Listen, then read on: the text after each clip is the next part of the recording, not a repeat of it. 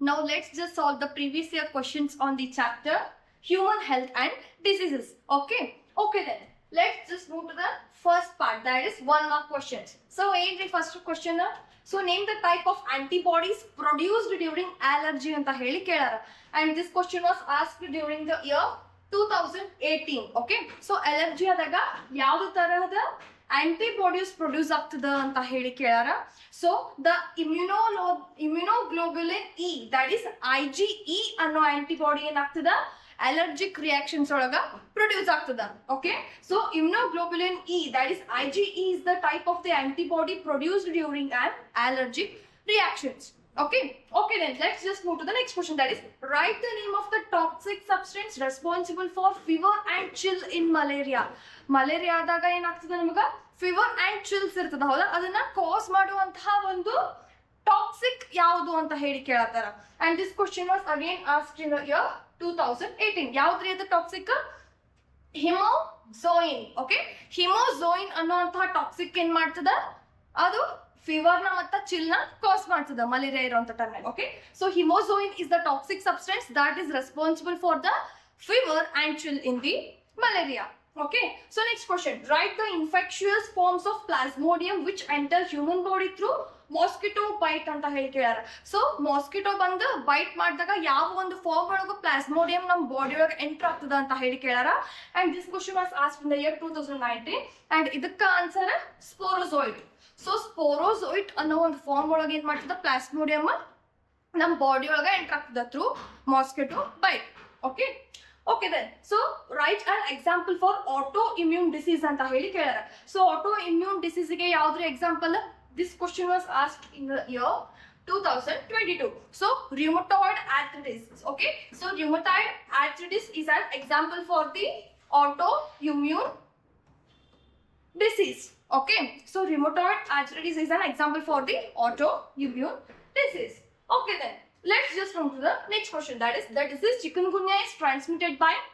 This question was asked in the 2023 year. Okay, so A option is housefly, B Aedes mosquitoes, Aedes mosquitoes, C cockroach, and D female anopheles. Okay, so housefly ಇಂದ ಅಂತ ಚಿಕನ್ಗುನ್ಯಾ ಬರಂಗಿಲ್ಲ, cockroach ಇಂದನೂ ಬರಂಗಿಲ್ಲ, ಇನ್ನು female ಅನೋಫಿಲಿಸ್ ಇಂದ ಏನ್ ಬರ್ತದ? Malaria ಬರ್ತದ.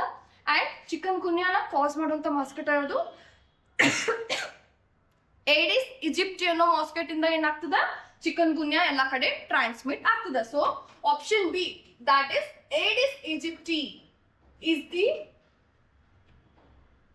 Aedes mosquito is the transmitter, okay, which will transmit the chikungunya disease. Okay then, next 2 mark question. Okay, so what is innate immunity? Mention any 2 types of innate immunity barriers anta heli kelara. And this question was asked in the year 2018. Okay, ಏನ್ರಿ innate immunity ಅಂತಂದ್ರ it's the body is the first line defense against the pathogens. ಅಂದ್ರೆ first ಏನ್ pathogen ಜೊತೆ enter ಆದಾಗ fight ಮಾಡ್ತಾವಲ್ಲ, that is the innate immunity. Okay, so it is the body's first line defense, okay, against the pathogens, and it is present from the birth. ಅಂದ್ರೆ ನಾವು ಹುಟ್ಟಿದಾಗಿಂದನೂ ನಮ್ಮ ಜೊತೆ ಈ innate immunity present ಇರ್ತದ. Okay, and ಯಾವ್ರಿ types of innate immunity barriers ಅಂತಂತಂದ್ರ ಒಂದು cellular barrier, ಒಂದು physical barrier, physiological barrier, and lastly the cytokine barrier. These are the 4 barriers that are present in the innate immunity. Okay then, let's just move to the next question, that is what is an allergy? Name the 2 chemicals released by mast cells in the body during allergy anta heli kelara. And this question was asked in the year 2019 and 2024. ಅಂದ್ರೆ ಈ question repeat ಆಗದ. ಏನ್ರ allergy ಅಂತ ಹೇಳಿದ್ರೆ, so allergy is an immune system response to an environmental allergen. Environmental ಅಲರ್ಜನಿಗೆ ಏನ್ ಮಾಡ್ತದ? ನಮ್ದು ಇಮ್ಯೂನ್ ಸಿಸ್ಟಮ್ ರೆಸ್ಪಾನ್ಸ್ ಮಾಡ್ತದ. ಅದನ್ನ ನಾವು ಅಲರ್ಜಿ ಅಂತ ಹೇಳಿ ಕರಿತೇವೆ. Okay, so an allergy is an immune system response to the environmental allergen. Okay, so ಯಾವ್ದಾವ್ದು ಅಲರ್ಜಿಕ್ ರೆಸ್ಪಾನ್ಸ್ಗೆ ಅಂದ್ರೆ ಮಾಸ್ಟ್ ಸೆಲ್ಸ್ ಯಾವ್ದೋ ಒಂದು ಅಲರ್ಜಿ ಕಾಸ್ ಮಾಡುವಂತ ಕೆಮಿಕಲ್ಸ್ ರಿಲೀಸ್ ಮಾಡ್ತದ ಅಂತ ಹೇಳಿ ಕೇಳಾರ. That is histamine and heparin. Okay, during an allergic reactions mast cell releases the histamine and heparin. Okay then, let's just move to the next part, that is 3 mark question. ಏನ್ರಿ ಕೇಳಾರ? So write what are carcinogens and mention in two groups of carcinogens with one example for each anta heli kelara. And this question was asked in the year 2019. ఏంటి carcinogens? So carcinogens are the substances that causes cancer. Okay, so carcinogens are the substances that cause cancer. Okay, and next ಯಾವ್ದಾದ್ರು ಒಂದು 2 group ನ mention ಮಾಡ್ರಿ ಅಂತ ಹೇಳಿ ಕೇಳಾರ. 2 ಯಾಕೆ ಅದಕ್ಕಿಂತ ಹೆಚ್ಚೆ ಮಾಡೋಣ, ಏನ್ ಹೋಗ್ತದ? ಹೌದು ಅಲ್ಲ? ಸೊ ಯಾವ್ಯಾವಪ್ಪ ಅಂತಂದ್ರೆ ಒಂದು ಫಿಸಿಕಲ್ ಕಾರ್ಸಿನೋಜೆನ್ಸ್, ಇನ್ನೊಂದು ಕೆಮಿಕಲ್ ಕಾರ್ಸಿನೋಜೆನ್ ಅಂಡ್ ಇನ್ನೊಂದು biological carcinogen. So physical carcinogen ಅಂತಂದ್ರೆ ಯಾವ್ಯಾವಪ್ಪ ಅಂದ್ರೆ x ray, gamma ray, okay, and UV rays. ಇವುಗಳಿಂದ ಏನಾಗ್ತದ? ನಮಗ ಕ್ಯಾನ್ಸರ್ ಉಂಟಾಗ್ತದ. ಓಕೆ, ಎಕ್ಸ್ರೇಸ್ ಆಗಿರ್ಬೋದು, ಗಾಮಾ ರೇಸ್ ಆಗಿರ್ಬೋದು, ಮತ್ತ ಯುವಿ ರೇಸ್ ಆಗಿರ್ಬೋದು. ಓಕೆ, ಅದರಿಂದ ಕಾರ್ಸಿನೋಜನ್ಸ್ ಅಂದ್ರೆ ಕ್ಯಾನ್ಸರ್ ಉಂಟಾಗ್ತದ. ಇನ್ನು ಕೆಮಿಕಲ್ ಕಾರ್ಸಿನೋಜನ್ಸ್ ಯಾವಪ್ಪ ಅಂತಂದ್ರೆ ಸ್ಮೋಕ್ ಆಗಿರ್ಬೋದು, ಆಲ್ಕೋಹಾಲ್ ಆಗಿರ್ಬೋದು, ಟೊಬ್ಯಾಕೋ ಆಗಿರ್ಬೋದು, ಇವೆಲ್ಲ ಏನಾಗಿ ಆಕ್ಟ್ ಮಾಡ್ತಾವ? ಕೆಮಿಕಲ್ ಕಾರ್ಸಿನೋಜನ್ಸ್ ಆಗಿ ಆಕ್ಟ್ ಮಾಡ್ತಾವ. ಓಕೆ, ಇನ್ನು ಬಯೋಲಾಜಿಕಲ್ ಕಾರ್ಸಿನೋಜನ್ಸ್ ಅಂತ ಹೇಳಿದ್ರೆ ವೈರಸ್ ಆಗಿರ್ಬೋದು ಮತ್ತ ಬ್ಯಾಕ್ಟೀರಿಯಾ ಆಗಿರ್ಬೋದು. ಓಕೆ, ಸೊ ಇದರಿಂದ ಏನಾಗ್ತದ? ಕ್ಯಾನ್ಸರ್ ಉಂಟಾಗ್ತದ. Okay, okay then let's just move to the next question, that is name the disease caused by following organisms ಅಂತ ಹೇಳಿ ಕೇಳಾರ in the year 2020.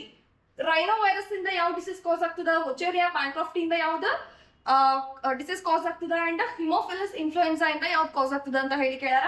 So rhinovirus causes the common cold and Wucheria pancrofti causes the filariasis and Haemophilus influenzae causes the pneumonia.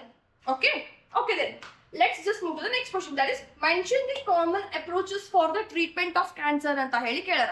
So cancer ನ treat ಮಾಡ್ಬೇಕಂತಂದ್ರೆ ಯಾವ ಒಂದು way ನ ನೀವು common ಆಗಿ approach ಮಾಡ್ತೀರಿ ಅಂತ ಹೇಳಿ ಕೇಳಾರ. And this question was asked in the year 2022. ಏನೇನ್ ಮಾಡ್ತೀರಿ? ವಿಲ್ ಅಂಡರ್ಗೋ ಸರ್ಜರೀಸ್ ಆಗಿರ್ಬೋದು, ಅಂಡ್ ರೇಡಿಯೋಥೆರಪಿ ಆಗಿರ್ಬೋದು, ಓಕೆ, ಕೀಮೋಥೆರಪಿ ಆಗಿರ್ಬೋದು, ಹಾರ್ಮೋನಲ್ ಥೆರಪಿ ಆಗಿರ್ಬೋದು, ಮತ್ತೆ ಇಮ್ಯೂನ್ ಥೆರಪಿ ಆಗಿರ್ಬೋದು. Okay, so surgery, radiotherapy, chemotherapy, immune therapy and hormonal therapy, these are the common approaches for the treatment of the cancer. Okay, okay then let's just move to the next question, that is even though third 3 mark question na 2 parts agi divide madara, ಒಂದು 1 mark ಮತ್ತೆ 2 mark agi divide madara. And this question was asked in the year 2023. Okay, so question ಏನ್ ಹೇಳ್ತಪ್ಪ ಅಂತಂದ್ರೆ write the infectious form of plasmodium which enters human body through mosquito bite. ಆಗಳಿನೂ ಈ question ಬಂದಿತ್ತು, ಹೌದಲ್ಲ? ಯಾವ ಒಂದು form ಒಳಗ enter ಆಗ್ತದ? ಸ್ಪೋರೋಜೋಯಿಟ್ ಅನ್ನೋ ಫಾರ್ಮ್ ಒಳಗ ಎಂಟರ್ ಆಗ್ತದ ಹ್ಯೂಮನ್ ಬಾಡಿನ ಥ್ರೂ ಮಾಸ್ಕಿಟೋ ಬೈಟ್. ಓಕೆ, ಇನ್ನು ಕ್ವಶನ್ ಏನ್ ಕೇಳಾರ? Draw a neat labelled diagram of structure of an antibody molecule ಅಂತ ಹೇಳಿ ಕೇಳಾರ 2 ಮಾರ್ಕ್ಸ್ ಗೆ. ಈ ರೀತಿ ಒಂದು ಆಂಟಿಬಾಡಿ ಮಾಲಿಕ್ಯೂಲ್ ಇಂದ ಸ್ಟ್ರಕ್ಚರ್ ಹಾಕ್ರಿ. ಓಕೆ, ಸ್ಟ್ರಕ್ಚರ್ ಹಾಕಿ ಚಂದಗ ಪಾರ್ಟ್ಸ್ ನ ಲೇಬಲ್ ಮಾಡ್ರಿ. Okay, you will get the good marks. Okay, okay then let's just move to the next question, that is especially the 5 mark question part, that is entry first question idನ್ನು ಕೂಡ 2 parts ಆಗಿ divide ಮಾಡ್ಯಾರ. question A for 3 marks and question B for 2 marks, and this question was asked in the year 2020. okay, so question ಏನ್ ಹೇಳ್ತಪ್ಪ ಅಂತಂದ್ರೆ define immunity and name 2 different types of immunity ಅಂತ ಹೇಳಿ ಕೇಳಾರ. so ಏನ್ರಿ immunity ಅಂತ ಅಂದ್ರೆ it's the specific resistance exhibited by the host towards the infectious microorganisms and their products. ಅಂದ್ರೆ ಯಾವ ಒಂದು ಪ್ಯಾಥೋಜನ್ಸ್ ಅಥವಾ ಅದ್ರ ಪ್ರಾಡಕ್ಟ್ ಇಂದ ಏನ್ ಮಾಡ್ತದ ನಮಗ್ ಹಾರ್ಮ್ ಆಗತೈತಿಪ್ಪ ಅಂತಂದ್ರೆ ನಮ್ಮ ಇಮ್ಯೂನ್ ಸಿಸ್ಟಮ್ ಏನ್ ಮಾಡ್ತದ ಅಥವಾ ನಮ್ಮ ಇಮ್ಯುನಿಟಿ ಏನ್ ಮಾಡ್ತದ ಅದನ್ನ ಅಗೇನ್ಸ್ಟ್ ಆಗಿ ರೆಸಿಸ್ಟ್ ಮಾಡ್ತದ ನಮ್ಮನ್ನ. Okay, so that is the specific resistance exhibited by the host, okay, towards the infections by microorganisms and their product. ಇದನ್ನ ಇಮ್ಯುನಿಟಿ ಅಂತ ಹೇಳಿ ಕರಿತೇವೆ. ಓಕೆ, ಇನ್ನು next immunity against infectious disease is of 2 types. ಯಾವ್ದಾದ್ರೆ immunity types? ಒಂದು innate immunity, ಇನ್ನೊಂದು acquired immunity. These are the 2 types of immunity. Okay, ಇನ್ನು B question ಏನ್ ಕೇಳಾರ? Draw a neat labelled diagram of a substance of N structure of N antibody molecule ಅಂತ ಹೇಳಿ ಕೇಳಾರ. ಆಗಳೇನು ಕೂಡ 3 mark ಒಳಗದ್ನ ಕೇಳಿದ್ರು, for 2 marks ಕೇಳಿದ್ರು. ಇಲ್ಲೂ ಕೂಡ 2 ಮಾರ್ಕ್ ಕೇಳಾರ. ಆಂಟಿಬಾಡಿ ಮಾಲಿಕ್ಯೂಲ್ ಇಂದ ಡಯಾಗ್ರಾಮ್ ಹಾಕಿ ಚಂದಕ ಪಾರ್ಟ್ಸ್ ನ ಲೇಬಲ್ ಮಾಡ್ರಿ. Okay, okay then let's just move to the next question, that is name the diseases caused by the following organisms names ಕೊಟ್ಟಾರ, ಅದರಿಂದ ಯಾವ ಡಿಸೀಸ್ ಕಾಸ್ ಆಗ್ತದ ಅಂತ ಹೇಳಿ ಕೇಳಾರ. ಇದನ್ನ 2023 ಒಳಗ ಕೇಳಾರ. ಸೊ ಕ್ವಶನ್ ಏನ್ರಿ, ಎಂಟಮೀಬಾ ಹಿಸ್ಟೋಲೈಟಿಕಾ ಇದು ಯಾವ್ದನ್ನ ಕಾಸ್ ಮಾಡ್ತದ? ಅಮೆಬಯಾಸಿಸ್ ನ ಕಾಸ್ ಮಾಡ್ತದ. ಓಕೆ, ಎಪಿಡರ್ಮೋಫೈಟಾನ್ ಯಾವ್ದನ್ನ ಕಾಸ್ ಮಾಡ್ತದ? ರಿಂಗೋ ಅಂತ ಕಾಸ್ ಮಾಡ್ತದ. ಓಕೆ, ಸಾಲ್ಮೊನೆಲ್ಲಾ ಟೈಫಿ ಏನನ್ನ ಕಾಸ್ ಮಾಡ್ತದ? ಯಾವ ಡಿಸೀಸ್ ನ? ಟೈಫಾಯ್ಡ್ ನ. ಹೌದವಲ್ಲ? ಇನ್ನು ಉಚರಿಯಾ ಮಲಾಯಿ ಯಾವ್ದನ್ನ ಕಾಸ್ ಮಾಡ್ತದ? ಫಿಲಾರಿಯಾಸಿಸ್ ನ. ಓಕೆ, ಇನ್ನು ಪ್ಲಾಸ್ಮೋಡಿಯಂ ವೈರಸ್ ಯಾವ್ದನ್ನ ಕಾಸ್ ಮಾಡ್ತದ? ಮಲೇರಿಯಾನ. ಓಕೆ, ಸೊ ಇದನ್ನ 2023 ಒಳಗೆ ಏನ್ ಕೇಳಿದ್ರು, ನಿಮ್ಗ ಆರ್ಗಾನಿಸಮ್ಸ್ ನ ಕೊಟ್ಟು ಡಿಸೀಸ್ ಬರೀರಿ ಅಂತ ಕೇಳಿದ್ರು. ಬಟ್ 2024 ಒಳಗೆ ಏನ್ ಮಾಡ್ಯಾರ, ಡಿಸೀಸ್ ನ ಕೊಟ್ಟು ಅದ್ರದ ಆರ್ಗಾನಿಸಮ್ಸ್ ಯಾವ್ದ್ರಿಂದ ಕಾಸ್ ಆಗ್ತದ ಅಂತ ಹೇಳಿ ಕೇಳಾರ. ಜಸ್ಟ್ ಉಲ್ಟಾ ಮಾಡ್ಯಾರ. Okay, so write the scientific name of the organism responsible to cause the following diseases ಅಂತ ಹೇಳಿ ಕೇಳಾರ 2024 ಒಳಗ. ಓಕೆ, ಸೊ ಟೈಫಾಯ್ಡ್ ನ ಕಾಸ್ ಮಾಡುವಂತ ಆರ್ಗಾನಿಸಮ್ ಯಾವುದು? ಸ್ಯಾಲ್ಮೊನೆಲ್ಲಾ ಟೈಫಿ. ಇನ್ನು ನ್ಯೂಮೋನಿಯಾ ಕಾಸ್ ಮಾಡುವಂತ ಆರ್ಗಾನಿಸಮ್ ಯಾವುದು? ಸ್ಟ್ರೆಪ್ಟೋಕೋಕಸ್ ನ್ಯೂಮೋನಿಯಾ ಆರ್ ಹಿಮೋಫಿಲಸ್ ಇನ್ಫ್ಲೂಯೆನ್ಸಾ. ಹೌದಲ್ಲ? ಓಕೆ, ಇನ್ನ ಕಾಮನ್ ಕೋಲ್ಡ್ ನ ಕಾಸ್ ಮಾಡುವಂತ ಆರ್ಗಾನಿಸಮ್ ಯಾವುದು? Rhino virus. ಮಲೇರಿಯಾನ ಕಾಸ್ ಮಾಡುವುದು ಪ್ಲಾಸ್ಮೋಡಿಯಂ ವೈರಸ್ ಅಂಡ್ ಅಮೆಬಯಾಸಿಸ್ ನ ಕಾಸ್ ಮಾಡುವುದು ಎಂಟಮೀಬಾ ಹಿಸ್ಟೋಲೈಟಿಕಾ. ಓಕೆ, ಸೊ ಇಲ್ಲೇನಿಲ್ಲ, ನೀವು ಎಲ್ಲಾ ಆರ್ಗಾನಿಸಮ್ಸ್ ನ ನೆನ್ಪಿಟ್ಕೋಬೇಕು, ಮತ್ತ ಅದ ಯಾವ್ದು ಒಂದು ಡಿಸೀಸ್ ನ ಕಾಸ್ ಮಾಡ್ತೈತಿ ಅನ್ನೋದನ್ನ ನೆನ್ಪಿಟ್ಕೋಬೇಕು. Okay, okay then. Now let's just solve the previous year questions on the chapter microbes in human health. Okay, okay then. Let's just move to the first part, that is 1 mark question. So yenri 1 mark question of first question, that is mention the role of Methanobacterium in rumen of cattle. Okay, so ee question na 2018 ಒಳಗ ಕೇಳ್ಯಾರ. Okay, ಏನ್ರಿ ರ್ಯೂಮನ್ of the cattle of ಮಿಥಾನೋಬ್ಯಾಕ್ಟೀರಿಯಂ ಏನ್ ಮಾಡ್ತದ ಅಂತ ಹೇಳಿ ಕೇಳ್ಯಾರ. ರ್ಯೂಮನ್ ಅಂತ ಹೇಳಿದ್ರೆ cattle ಇಂದ part of the stomach. Okay, so methanobacterium ಏನ್ ಮಾಡ್ತದಪ್ಪ ಅಂತಂದ್ರ, ಅದೇನ್ ಕ್ಯಾಟಲ್ ಫುಡ್ ನ ಇಂಜೆಸ್ಟ್ ಮಾಡಿರುತ್ತಲ್ಲ ಅದ್ರದ್ದು ಸೆಲ್ಯುಲೋಸ್ ನ ಬ್ರೇಕ್ ಡೌನ್ ಮಾಡುತ್ತಾ, ಬ್ರೇಕ್ ಡೌನ್ ಮಾಡಿ ಮಿಥೇನ್ ಗ್ಯಾಸ್ ನ ಬೈ ಪ್ರಾಡಕ್ಟ್ ಆಗಿ ಪ್ರೊಡ್ಯೂಸ್ ಮಾಡೋದ್ರೊಳಗ ಹೆಲ್ಪ್ ಮಾಡ್ತದ through fermentation. Okay, so in the rumen of cattle, Methanobacterium plays a crucial role by breaking down the cellulose from the ingested food, producing methane gas as byproduct through fermentation. Okay, so this is the role of the Methanobacterium, okay, in respect to the rumen of cattle. Okay then, let's just move to the next question, that is write the scientific name of the source organism for citric acid. ಅಂದ್ರೆ citric acid produce ಮಾಡುವಂತ organism ಯಾವ್ದು ಅಂತ ಹೇಳಿ ಕೇಳಾರ. ಇದನ್ನ twice ಕೇಳಾರ repeated ಆಗಿ. 2019 ಒಳಗ ಒಂದ್ಸತಿ ಕೇಳಿದ್ರು ಅಂಡ್ 2024 ಒಳಗ ಒಂದ್ಸತಿ ಕೇಳಾರ. ಓಕೆ, ಸೊ ಆಸ್ಪರ್ಜಿಲಸ್ ನೈಗರ್ ಅನ್ನೋ ಫಂಗಸ್ ಏನ್ ಮಾಡ್ತಿದ? ಸಿಟ್ರಿಕ್ ಆಸಿಡ್ ಅನ್ನ ಪ್ರೊಡಕ್ಷನ್ ಮಾಡುತ್ತಾ. ಓಕೆ, ಆಸ್ಪರ್ಜಿಲಸ್ ನೈಗರ್ ಅನ್ನೋ fungus. Okay then, let's just move to the next question, that is write the scientific name of the fungus which produce cyclosporin A. And this question was asked in the year 2020. So cyclosporin A na produce ಮಾಡುವಂತಹ fungus ಯಾವುದು? That is Trichoderma polysporum. Okay, so cyclosporin A na produce ಮಾಡುವಂತಹ fungus Trichoderma polysporum. Okay then, so which bacteria is commonly found in the anaerobic sludge during sewage treatment? Okay, sewage treatment ಮಾಡುವಾಗ ಆನಏರೋಬಿಕ್ sludge ಒಳಗೆ ಕಂಡು ಬರುವಂತಹ microbe ಯಾವುದು ಅಥವಾ bacteria ಯಾವುದು ಅಂತ ಹೇಳಿ ಕೇಳಾರ. And this question was asked in the year again 2020.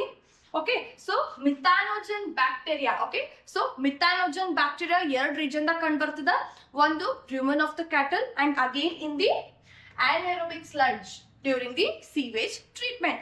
Okay, okay then let's just move to the next question, that is write the use of nucleopolyhedrovirus ಅಂತ ಹೇಳಿ ಕೇಳಾರ. and this question was asked in the year 2022.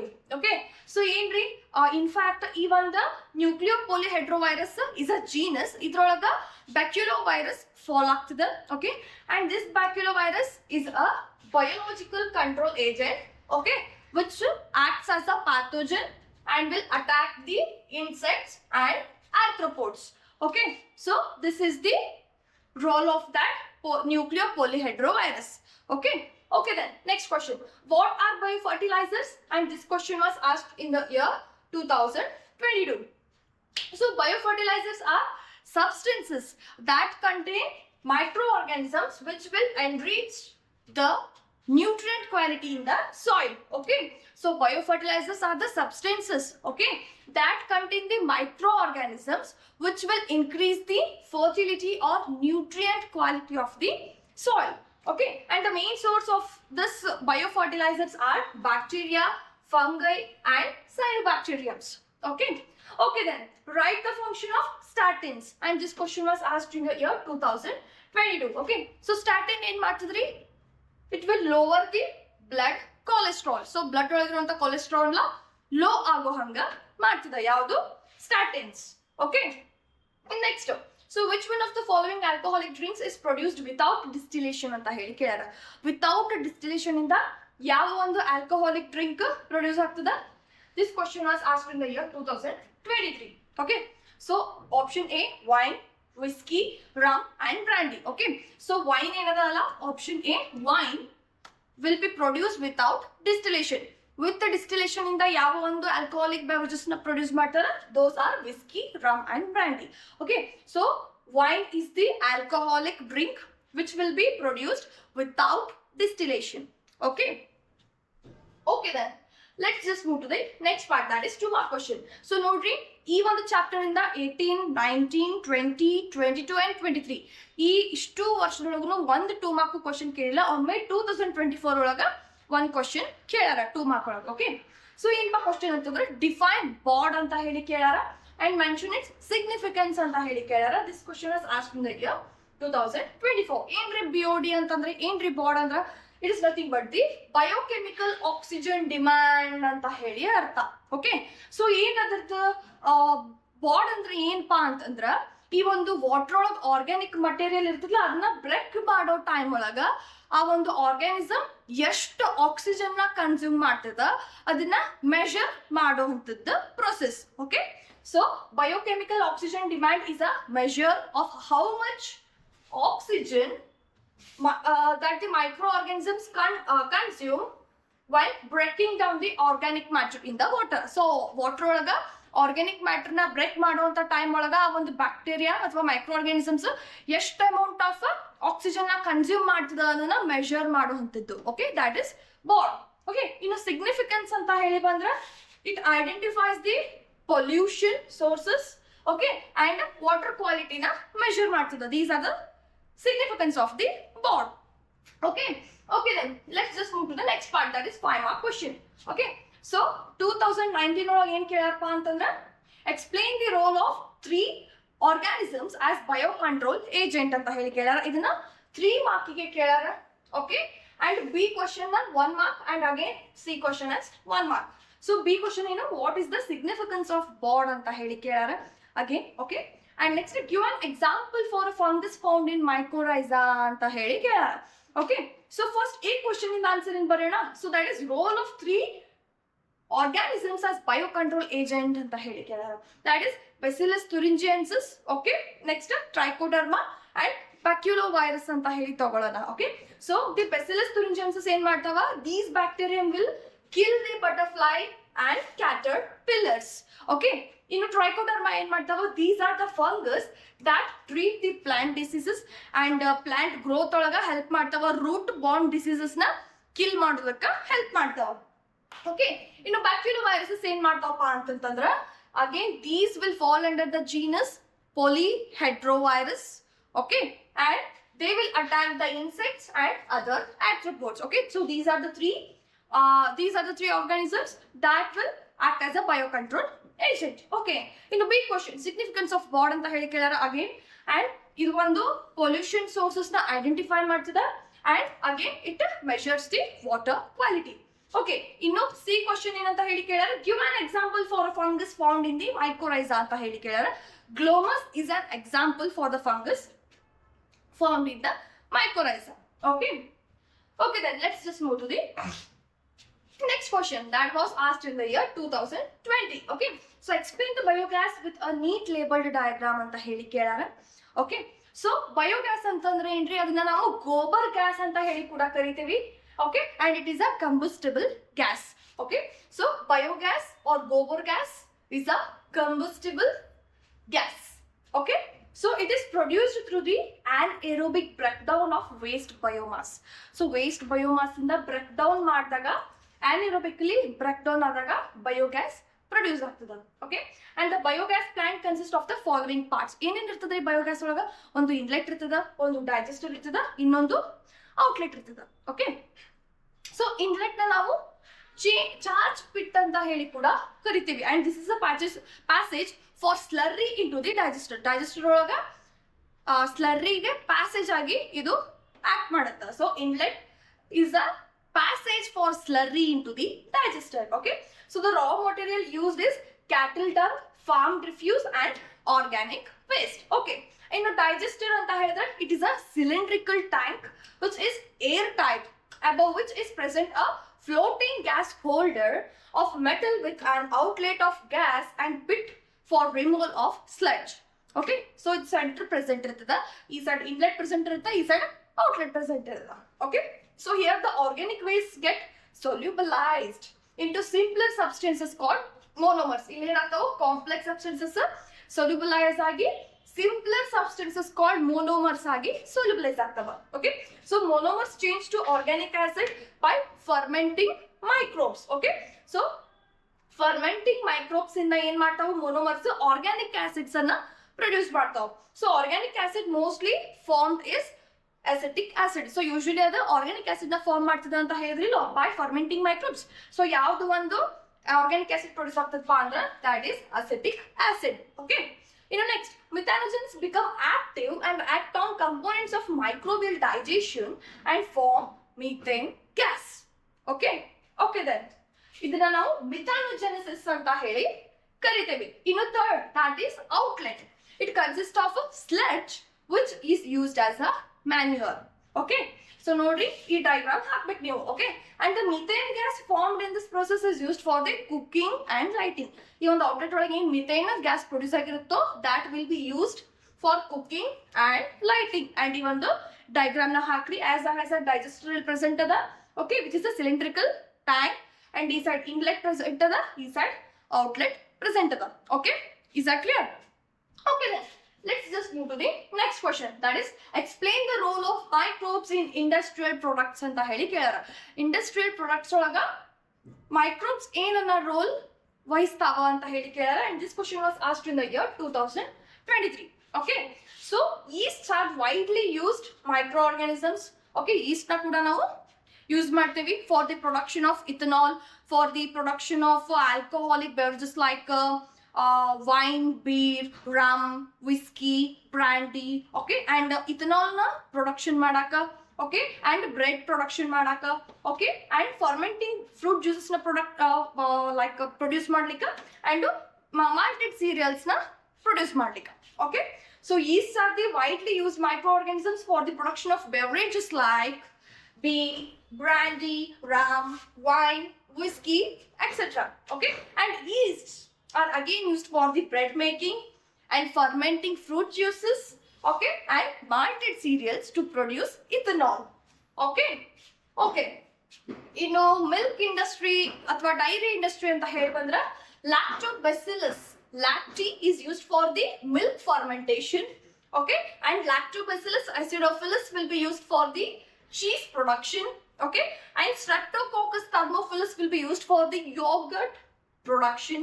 okay, and Saccharomyces cerevisiae is used for the bread production. okay, and Streptococcus lactis and Lactobacillus bulgaris is used for the production of the kefir, which is again the milk product. okay, and lactose fermenting yeasts are used for the buttermilk production. okay, and these bacteria are used in the dairy products to produce the milks and milk products. okay, penicillium anta heli barutta, that is especially the penicillin.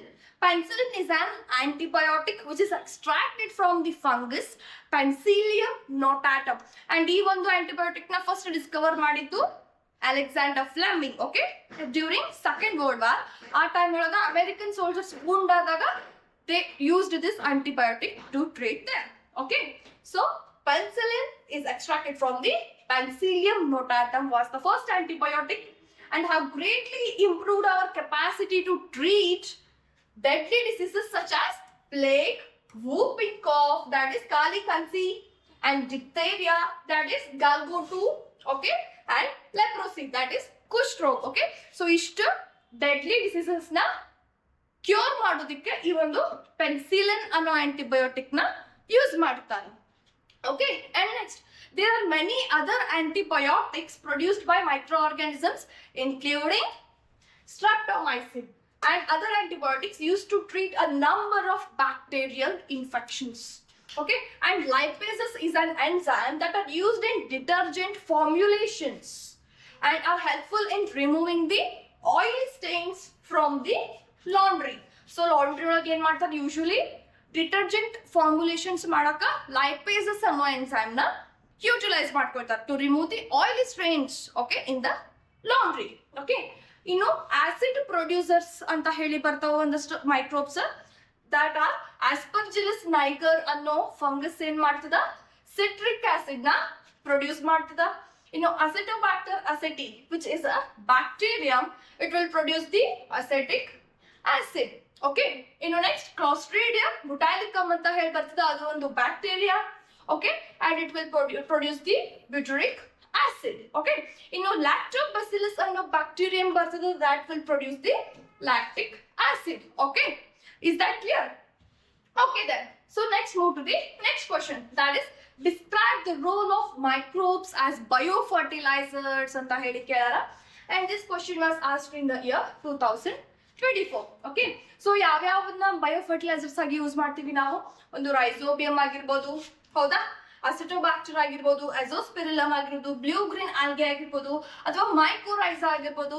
Okay, these are the organisms or microbes that are used as biofertilisers. Okay, so first one rhizobium ಏನ್ ಮಾಡ್ತಿಪ್ಪ ಅಂತಂದ್ರೆ ಇವು ಏನಿರ್ತಾವ leguminous plant ಇನ್ನು ಒಂದು root nodules ಒಳಗ present ಇರ್ತಾವ and environmental nitrogen ನ ಇವು ಪ್ಲಾಂಟಿಗೆ ಅವೈಲೇಬಲ್ ಆಗೋ ಹಂಗ್ ಮಾಡ್ತಾವ. Okay, in the form of organic form. Okay, so rhizobium, they form root nodules in leguminous plant and fix the atmospheric nitrogen into the organic form, in the organic form. Okay, and rhizobium also has no negative effect on soil quality and improves the quality, nutrient content and growth of the plant. Okay, okay then azotobacter ಏನ್ ಮಾಡ್ತಪ್ಪ ಅಂತಂದ್ರೆ these are usually the free living organisms that are nitrogen fixers that are found in the all types of the upland crops. Okay, and these not only fix the nitrogen but also provide certain antibiotics and growth substances to the plant. Okay, nitrogen ನ fix ಮಾಡೋದು ಅಲ್ಲದೆ ಅದ್ರ ಜೊತೆಗೆ ಏನ್ ಮಾಡ್ತದ antibiotics ನು ಕೊಡ್ತದ ಮತ್ತೆ ಗ್ರೋತ್ ಸಬ್ಸ್ಟೆನ್ಸಸ್ ನ ಪ್ಲಾಂಟ್ ಆಗ ಪ್ರೊವೈಡ್ ಮಾಡುತ್ತ. ಓಕೆ, ಇನ್ನು ಅಜೋಸ್ಪಿರಿಲಮ್ ಏನ್ ಮಾಡ್ತದಪ್ಪ ಅಂತಂದ್ರೆ unlike Acetobacter these can be used in wetland areas. Okay, so ಇನ್ನು ಅಸಿಟೋಬ್ಯಾಕ್ಟರ್ ಎಲ್ಲಿ ಲೊಕೇಟ್ ಆಗಿರ್ತಾವೋ ಒಂದು ಅಪ್ಲ್ಯಾಂಡ್ ಕ್ರಾಪ್ಸ್ ಒಳಗ, ಆಲ್ ಟೈಪ್ ಆಫ್ ಅಪ್ಲ್ಯಾಂಡ್ ಕ್ರಾಪ್ಸ್ ಒಳಗ, ಇನ್ನು ಅಜೋಸ್ಪಿರಿಲಮ್ ಅಲ್ಲಿ ಪ್ರೆಸೆಂಟ್ ಇರ್ತಾವ in the wetland areas. Okay, so they are found inside the roots of the plant that are non free living. ಅಂದ್ರೆ ಏನ್ರಿ ಇವ ಪ್ಲಾಂಟ್ ಇಂದ ರೂಟ್ಸ್ ಒಳಗ ಪ್ರೆಸೆಂಟ್ ಇರ್ತಾವ, ಅದಕ್ಕೆ ಇದನ್ನ ನಾನ್ ಫ್ರೀ ಲಿವಿಂಗ್ ಅಂತ ಹೇಳಿ ಕರಿತೀವಿ. And they fix the atmospheric nitrogen. Okay, then next ಯಾವ್ದ್ರಿ ಬ್ಲೂ ಗ್ರೀನ್ ಆಲ್ಗೆ ಅಂತ ಹೇಳಿ ಬರ್ತಾವ. Okay, these are free living nitrogen fixing cyanobacterias. Okay, so cyanobacteria ನಾವು ಏನಂತ ಹೇಳಿ ಕರಿತೀವಿ? blue green algae ಅಂತ ಹೇಳಿ ಕರಿತೀವಿ. So these are free living nitrogen fixing cyanobacterias that are present only in wet and marshy lands. wet ಮತ್ತು marshy lands ಒಳಗೆ ಮಾತ್ರ ಇವು blue green algae or cyanobacteria present ಇರ್ತಾವ and they will fix nitrogen. Okay, however they do not survive in acidic soil. Completely acidic ಇರುವಂತ soil ಒಳಗ they cannot survive. Okay, and lastly that is mycorrhiza. So it is a symbiotic association between the fungi and the root of the plant. Okay, so ಏನ್ ಮಾಡ್ತದ plant in root ಮತ್ತು fungi ನಡುವೆ mycorrhiza ಏನ್ ಮಾಡ್ತದ symbiotic association na form ಮಾಡ್ತದ. Okay, the mycorrhizal fungi play an important role in binding the soil together and improves the activity of the microbes. Okay, and then the fungi draw water and nutrients from the soil, thereby increasing the plant productivity. So if fungi ಏನ್ ಮಾಡ್ತದ soil ಇಂದ water content ಮತ್ತು nutrient content grab ಮಾಡಿ plant ಕೊಡ್ತದ. ಅದರಿಂದ ಏನಾಗ್ತದ, plant growth ಹೆಚ್ಚಾಗ್ತದ. Okay, and next the okay, and it also helps the plant to survive under various environmental stresses. Okay, like drought ಆಗಿರ್ಬೋದು, ಸ್ಯಾಲಿನಿಟಿ ಆಗಿರ್ಬೋದು, ಇಂತಹ ಎನ್ವಿರಾನ್ಮೆಂಟಲ್ ಸ್ಟ್ರೆಸ್ಸಸ್ ನ ರೆಸಿಸ್ಟ್ ಮಾಡುವಂತ ಕೆಪಾಸಿಟಿ ಬರೋ ಹಂಗ್ ಮಾಡ್ತದ ಪ್ಲಾಂಟಿಗೆ. ಯಾವುದು? Mycorrhiza fungi. Okay, okay then are you clear? Okay then. Okay, now let's solve the previous year questions on the biotechnology parts. Okay, so biotechnology part ಒಳಗೆ ಎರಡು ಚಾಪ್ಟರ್ ನಾನು ಏನು ಮಾಡೀನಿ, ಕವರ್ ಮಾಡೀನಿ. ಓಕೆ, ಸೊ ಇದ್ರೊಳಗೆ ಬಯೋಟೆಕ್ನಾಲಜಿ ಪ್ರಿನ್ಸಿಪಲ್ಸ್ ಅಂಡ್ ಪ್ರೊಸೆಸಸ್ ಕೂಡ involve ಆಗಿದೆ and its application ಕೂಡ ಇನ್ವಾಲ್ವ್ ಆಗಿದೆ. ಓಕೆ, ಸ್ಟಾರ್ಟ್ ಮಾಡೋದು. ಓಕೆ ದೆನ್, ಸೊ ಫಸ್ಟ್ ಪಾರ್ಟ್ಗೆ ಮೂವ್ ಆಗೋಣ. Okay, that is 1 mark question. So first question ಏನಪ್ಪಾ ಅಂತಂದ್ರೆ, write the restriction site of the EcoRI enzyme ಅಂತ ಹೇಳಿ ಕೇಳಾರ. ಸೊ EcoRI enzyme ಇಂದ ಯಾವ್ದ್ರ restriction site? And this question was asked in the year 2018. So palindrome ಅನ್ನೋದು ಒಂದು restriction site ಆಗಿರುತ್ತೆ. ಯಾವ್ದ್ರದ್ದು? EcoRI enzyme ಇಂದು. ಓಕೆ, ಸೊ ಏನ್ರಿ ಪ್ಯಾಲಿಂಡ್ರೋಮ್ ಅಂತ ಹೇಳಿದ್ರೆ, ಫಾರ್ ಎಕ್ಸಾಂಪಲ್ ಮಲಯಾಳಂ ಅಂತ ಹೇಳಿ ನಾನು ಬರ್ದೆ. ಓಕೆ, ಮಲಯಾಳಂ ರೈಟ್ ಇಂದ ಓದಿದ್ರು ಅದು ಮಲಯಾಳಂ ಅಂತ ಹೇಳಿ ಪ್ರೊನೌನ್ಸ್ ಆಗುತ್ತಾ, ಲೆಫ್ಟ್ ಇಂದ ಓದಿದ್ರು ಮಲಯಾಳಂ ಅಂತ ಹೇಳಿ ಪ್ರೊನೌನ್ಸ್ ಆಗುತ್ತಾ, ಅಥವಾ ಫಾರ್ವರ್ಡ್ ಇಂದ ಆದ್ರೂ ಓದ್ರಿ, ಬ್ಯಾಕ್ವರ್ಡ್ ಇಂದ ಆದ್ರೂ ಓದ್ರಿ. ಸೊ ಏನಾಗುತ್ತೆ, ಸೇಮ್ ಪ್ರೊನೌನ್ಸಿಯೇಷನ್ ಬರ್ತದೋ ಇಲ್ಲೋ. ಸೊ ಅಂತವನ್ನ ನಾವು ಪ್ಯಾಲಿಂಡ್ರೋಮಿಕ್ ಸೀಕ್ವೆನ್ಸಸ್ ಅಂತ ಹೇಳಿ ಕರಿತೇವೆ. Okay, so the restriction site of the EcoRI enzyme is ಏನಾಯ್ತ್ರಿ? ಪ್ಯಾಲಿಂಡ್ರೋಮ್ ಆಯ್ತು. ಓಕೆ, ಸೊ ಈ ಪ್ಯಾಲಿಂಡ್ರೋಮ್ ಒಳಗೆ ಏನ್ ಮಾಡ್ತದ, ಒಂದು ಸ್ಪೆಸಿಫಿಕ್ ಸೆಕ್ಷನ್ ಒಳಗೆ ಏನ್ ಮಾಡ್ತದ, ಅದು DNA ನ ಕಟ್ ಮಾಡ್ತದ. Okay, okay, now next question ಯಾವಪ್ಪ ಅಂದ್ರೆ, mention a gene that codes for insecticidal protein in BT cotton ಅಂತ ಹೇಳಿ ಕೇಳ್ಯಾರ. ಯಾವ ಒಂದು ಜೀನ್ ಬಂದು BT cotton ಒಳಗಿರುವಂತ ಇನ್ಸೆಕ್ಟಿಸೈಡಲ್ ಪ್ರೋಟೀನ್ ಗೆ ಕೋಡ್ ಆಗ್ತದ ಅಂತ ಹೇಳಿ ಕೇಳಕತ್ತಾರ. That is the gene cry. So cry gene, specially cry 1EC ಅನ್ನೋ ಜೀನ್ ಏನಾಗ್ತದಪ್ಪ ಅಂತಂದ್ರೆ ಇನ್ಸೆಕ್ಟಿಸೈಡಲ್ ಪ್ರೋಟೀನ್ ಗೆ ಬಂದು ಕೋಡ್ ಆಗ್ತದ. Okay, okay, now let's just move to the next question, that is name the plasmid present in Agrobacterium tumefaciens ಅಂತ ಹೇಳಿ ಕೇಳ್ಯಾರ. ಯಾವ plasmid present ಇರ್ತದ್ರಿ Agrobacterium tumefaciens ಒಳಗ? that is TI plasmid. It's and this TI plasmid stands for tumor inducing. okay, okay, and 2019 ಒಳಗ ನೋಡ್ರಿ ಎರಡು questions ನ ನಮಗ ಕೇಳ್ಯಾರ. ಓಕೆ, ಸೊ ಇನ್ಫ್ಯಾಕ್ಟ್ ಬೇರೆ ಆಗ್ತಿರ್ತದ, ಇಯರ್ಲಿ ಎಷ್ಟು ಕ್ವಶನ್ಸ್ ಕೇಳ್ತದ ಅನ್ನೋದು ಅವ್ರ ಮೇಲೆ ಡಿಪೆಂಡ್ ಆಗಿರುತ್ತೆ. Okay, okay, now let's just move to the next question, that is what is plasmid ಅಂತ ಹೇಳಿ ಕೇಳ್ಯಾರ. In fact these plasmids are small circular extra chromosomal DNA molecules that are found in the bacteria and other organisms ಅಂತ ಹೇಳಿ ನಾವು ಹೇಳ್ಬೋದು. And this question was asked in the 2022. okay, so a plasmid is a small circular extra chromosomal DNA molecule that is found in the bacteria and some other organisms. Okay, okay, then let's just move to the next question, that is what are transgenic animals anta heli kelara. And this question was asked in the year 2022. so ఏంటి transgenic animals are? in fact these transgenic animals will be carrying the foreign DNA, okay, or the foreign gene which is inserted into its genome with the help of the biotechnological methods, that is through genetic engineering techniques. ಅಥವಾ ಇನ್ನೊಂದು ಯಾವ ರೀತಿ ನಾವು define ಮಾಡ್ಬೋದು ಅಂತ ಹೇಳಿದ್ರೆ, animals with modified genome ಅಂತ ಹೇಳಿ ಕೂಡ ನಾವು ಟ್ರಾನ್ಸ್ಜೆನಿಕ್ ಅನಿಮಲ್ ನ ಡಿಫೈನ್ ಮಾಡ್ಬೋದು. Okay, okay, then let's just move to the next question, that is Sonalika and Kalyan Sona are varieties of dash ಅಂತ ಹೇಳಿ ಕೇಳಾರ. and this question was asked in the year 2023. so options in ಕೊಟ್ಟರು ನೋಡೋಣ. Okay, so A in ಕೇಳಾರ, option A is wheat, B is rice, C is millet and D is tobacco ಅಂತ ಹೇಳಿ ಕೇಳಾರ. so wheat in the wheat has varieties called Sonalika and Kalyan Sona. okay, so this is Sonalika and Kalyan Sona are the varieties which belong to the wheat. okay, option A is the answer. okay, okay, then let's just move to the next question, that is the commonly used vector for the cloning genes in animal is. so animals ಒಳಗ genes ನ clown ಮಾಡಬೇಕು ಅಂದ್ರೆ ಯಾವ ಒಂದು vector ನ use ಮಾಡ್ತಾರ ಅಂತ ಹೇಳಿ ಕೇಳಾರ. and this question was asked in the year 2023. okay, so option A retrovirus, B disarmed retrovirus, C disarmed TI plasmid and D Agrobacterium tumefaciens. okay, so retrovirus ನ ಅವ್ರು ಏನ್ ಮಾಡ್ತಾರ, ವೆಕ್ಟರ್ ಆಗಿ ಯೂಸ್ ಮಾಡ್ತಾರ. okay, for cloning the genes especially in the animals. okay, So option A is the answer, that is retrovirus. Okay, then let's just move to the next question. So which of the following statements are correct for the enzyme Taq polymerase ಅಂತ ಹೇಳಿ ಕೇಳಾರ. That question was asked in the year 2024. So statement A ಏನ್ ಕೊಟ್ಟಾರಪ್ಪ ಅಂದ್ರೆ Taq polymerase is thermally unstable ಅಂತ ಹೇಳಿ ಕೊಟ್ಟಾರ. ಇನ್ನು second statement ಏನ್ ಕೊಟ್ಟಾರಪ್ಪ ಅಂತಂದ್ರೆ it requires primers for carrying out the process of polymerization ಅಂತ ಹೇಳಿ ಕೊಟ್ಟಾರ. ಇನ್ನು third statement ಏನ್ ಕೊಟ್ಟಾರಪ್ಪ ಅಂತಂದ್ರೆ Taq polymerase is thermally stable ಅಂತ ಹೇಳಿ ಕೊಟ್ಟಾರ.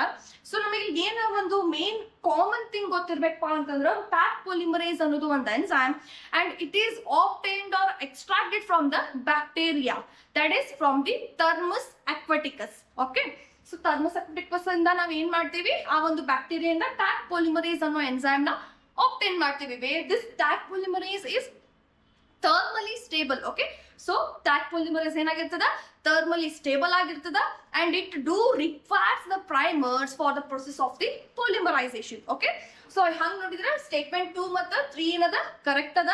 ಸೊ ಆಪ್ಷನ್ಸ್ ಒಳಗೆ ಏನ್ ಕೊಟ್ಟಾರ ನೋಡೋಣ. ಆಪ್ಷನ್ ಎ ಏನ್ ಕೊಟ್ಟಾರ, 1 and 2 are correct, B 1 and 3 are correct, C 2 and 3 are correct and D 1, 2 and 3 all the 3s are correct ಅಂತ ಹೇಳಿ ಕೊಟ್ಟಾರ. ಬಟ್ ನಾವಿಲ್ಲಿ ನೋಡಿದಾಗ ಓನ್ಲಿ 2 and 3 ಕರೆಕ್ಟ್ ಅಂತ ಹೇಳಿ ಬಂದದ ಸ್ಟೇಟ್ಮೆಂಟ್. ಸೊ ಇದ್ರ ಪ್ರಕಾರ option C is an answer.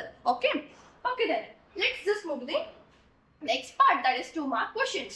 So write the methods to introduce alien DNA into the cells ಅಂತ ಹೇಳಿ ಕೇಳಾರ. So and this question was asked in the year 2018.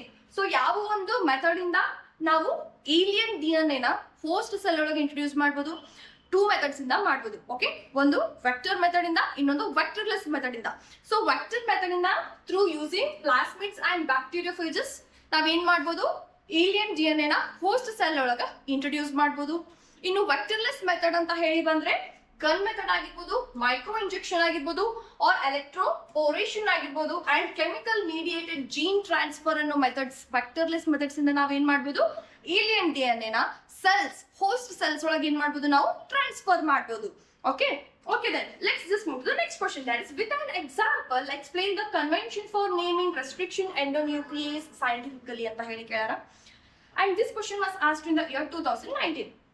So ನಾವು example ನ ಇಕೋಆರ್ಐ, usually ನಾವು ಇಕೋಆರ್ಐ ಎನ್ಸಮ್ ಅಂತ ಹೇಳ್ತಿರ್ತೀವಿ, ಹೌದಲ್ಲ.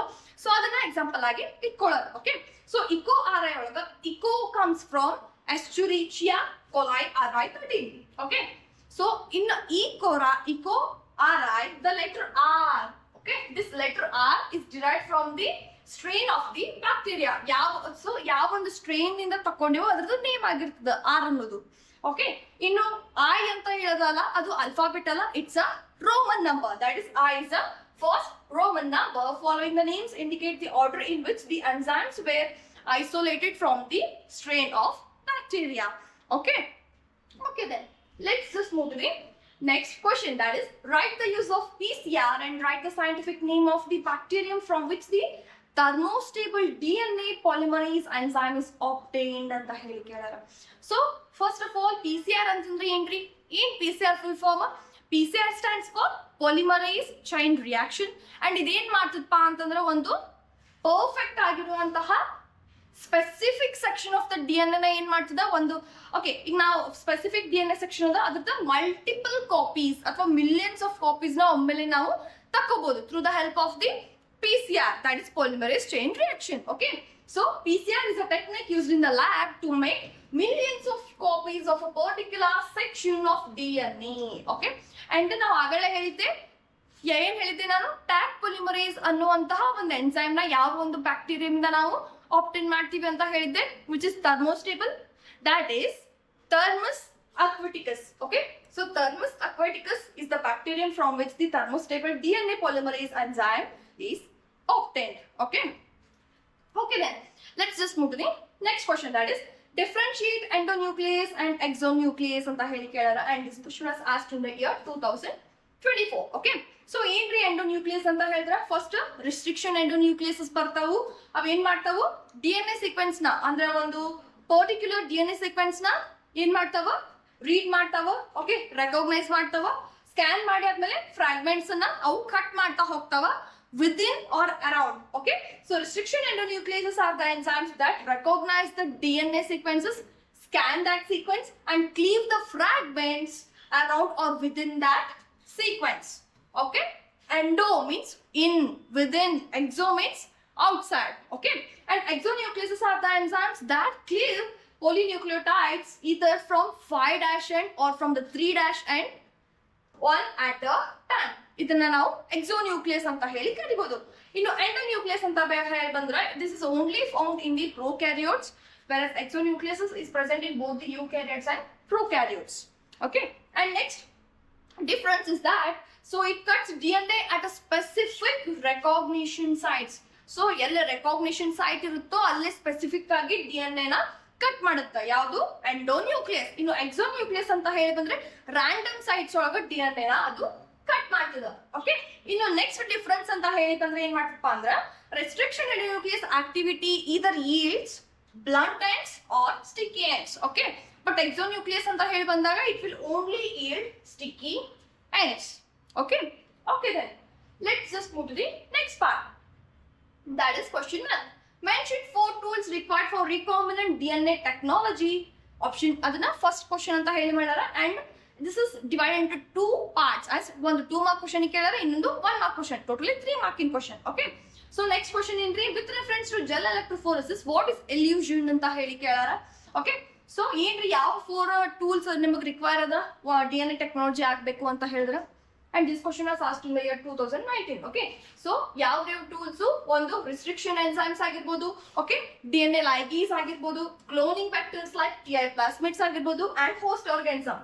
ಓಕೆ, ಒಂದು DNA ಟೆಕ್ನಾಲಜಿನ ನಾವು ಮಾಡಬೇಕು ಅಂತ ಹೇಳಿದ್ರೆ ಏನ್ ಪ್ರೆಸೆಂಟ್ ಇರಬೇಕು, ಒಂದು ರಿಸ್ಟ್ರಿಕ್ಷನ್ ನ್ಯೂಕ್ಲಿಯಸ್ ಆಗಿರ್ಬೋದು, ಯಾವ್ದ್ರಿ ಅದ ಎಂಡೋನ್ಯೂಕ್ಲಿಯಸ್ ಅಥವಾ ಎಕ್ಸೋನ್ಯೂಕ್ಲಿಯಸ್, ಹೌದು ಅಲ್ಲೋ. ಇನ್ನು DNA ligase ಆಗಿರ್ಬೋದು, ಯಾಕ್ರಿ ಒಂದು ಪ್ಲಾಸ್ಮಿಡ್ ನ ಒಂದು ಫಾರಿನ್ ಜೀನ್ ನ ಕಟ್ ಮಾಡಿ ಜಾಯಿನ್ ಮಾಡ್ಲಿಕ್ಕೆ, ಹೌದು ಅಲ್ಲ, ಕಟ್ ಮಾಡಿದಂತ ಪಾರ್ಟ್ಸ್ ನ ಜಾಯಿನ್ ಮಾಡ್ಲಿಕ್ಕೆ DNA ligase ಎನ್ಸೈಮ್ ಬೇಕು. ಇನ್ನು ಪ್ಲಾಸ್ಮಿಡ್ಸ್ ಮತ್ತೆ host organism. So these are the 4 tools that are required for the recombinant DNA technology. Okay, in next with reference to gel electrophoresis, what is elution ಅಂತ ಹೇಳಿ ಕೇಳಾರ. ಏನ್ರಿ electrophoresis ಆದ್ಮೇಲೆ ಏನ್ ಮಾಡ್ತಾರಪ್ಪ ಅಂತಂದ್ರೆ ಒಂದು ಸ್ಪೆಸಿಫಿಕ್ DNA ಸೆಗ್ಮೆಂಟ್ ನ ಅಥವಾ ಸ್ಪೆಸಿಫಿಕ್ DNA ಫ್ರಾಗ್ಮೆಂಟ್ ನ ಸಪರೇಟ್ ಮಾಡಿ ಅದನ್ನ ಎಕ್ಸ್ಟ್ರಾಕ್ಟ್ ಮಾಡುವಂತ ಪ್ರೊಸೆಸ್ ನ ಎಲ್ಯೂಷನ್ ಅಂತ ಹೇಳಿ ಕರಿತೀವಿ. Okay, so elution is the process of extracting a specific DNA fragment from the gel after it has been separated by the electrophoresis. Okay, in the next question, so mention any 3 uses of genetically modified plants anta heli kelara, and this question was asked in the year 2024. Okay, so in the other uses of the genetically modified plants into ಒಂದು crop yield ಹೆಚ್ಚಾಗ್ತದ. Okay, and drought ನ resist ಮಾಡುವಂತ capability ಬರ್ತದ. ಇನ್ನು pesticides ನ less use ಆಗೋವಂಗ ಮಾಡ್ತದ. Okay, and high nutritional value ಅನ್ನ ಕೊಡ್ತದ. ಅಂಡ್ ಶೆಲ್ಫ್ ಲೈಫ್ ನ ನಾವು ಲಾಂಗ್ ಮಾಡಬಹುದು with the use of the genetically modified plants. Okay, so first one, increased crop yield.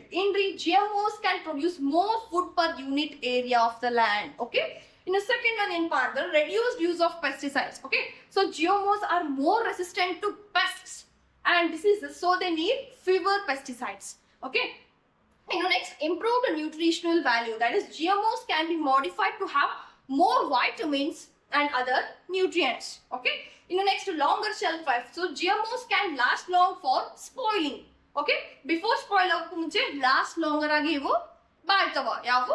this GMOs plants. Okay, drought resistance ಅಂತ ಹೇಳಿ ಇರ್ತಾವ, ಅಂದ್ರೆ GMOs can withstand drought better than non-GMO plants.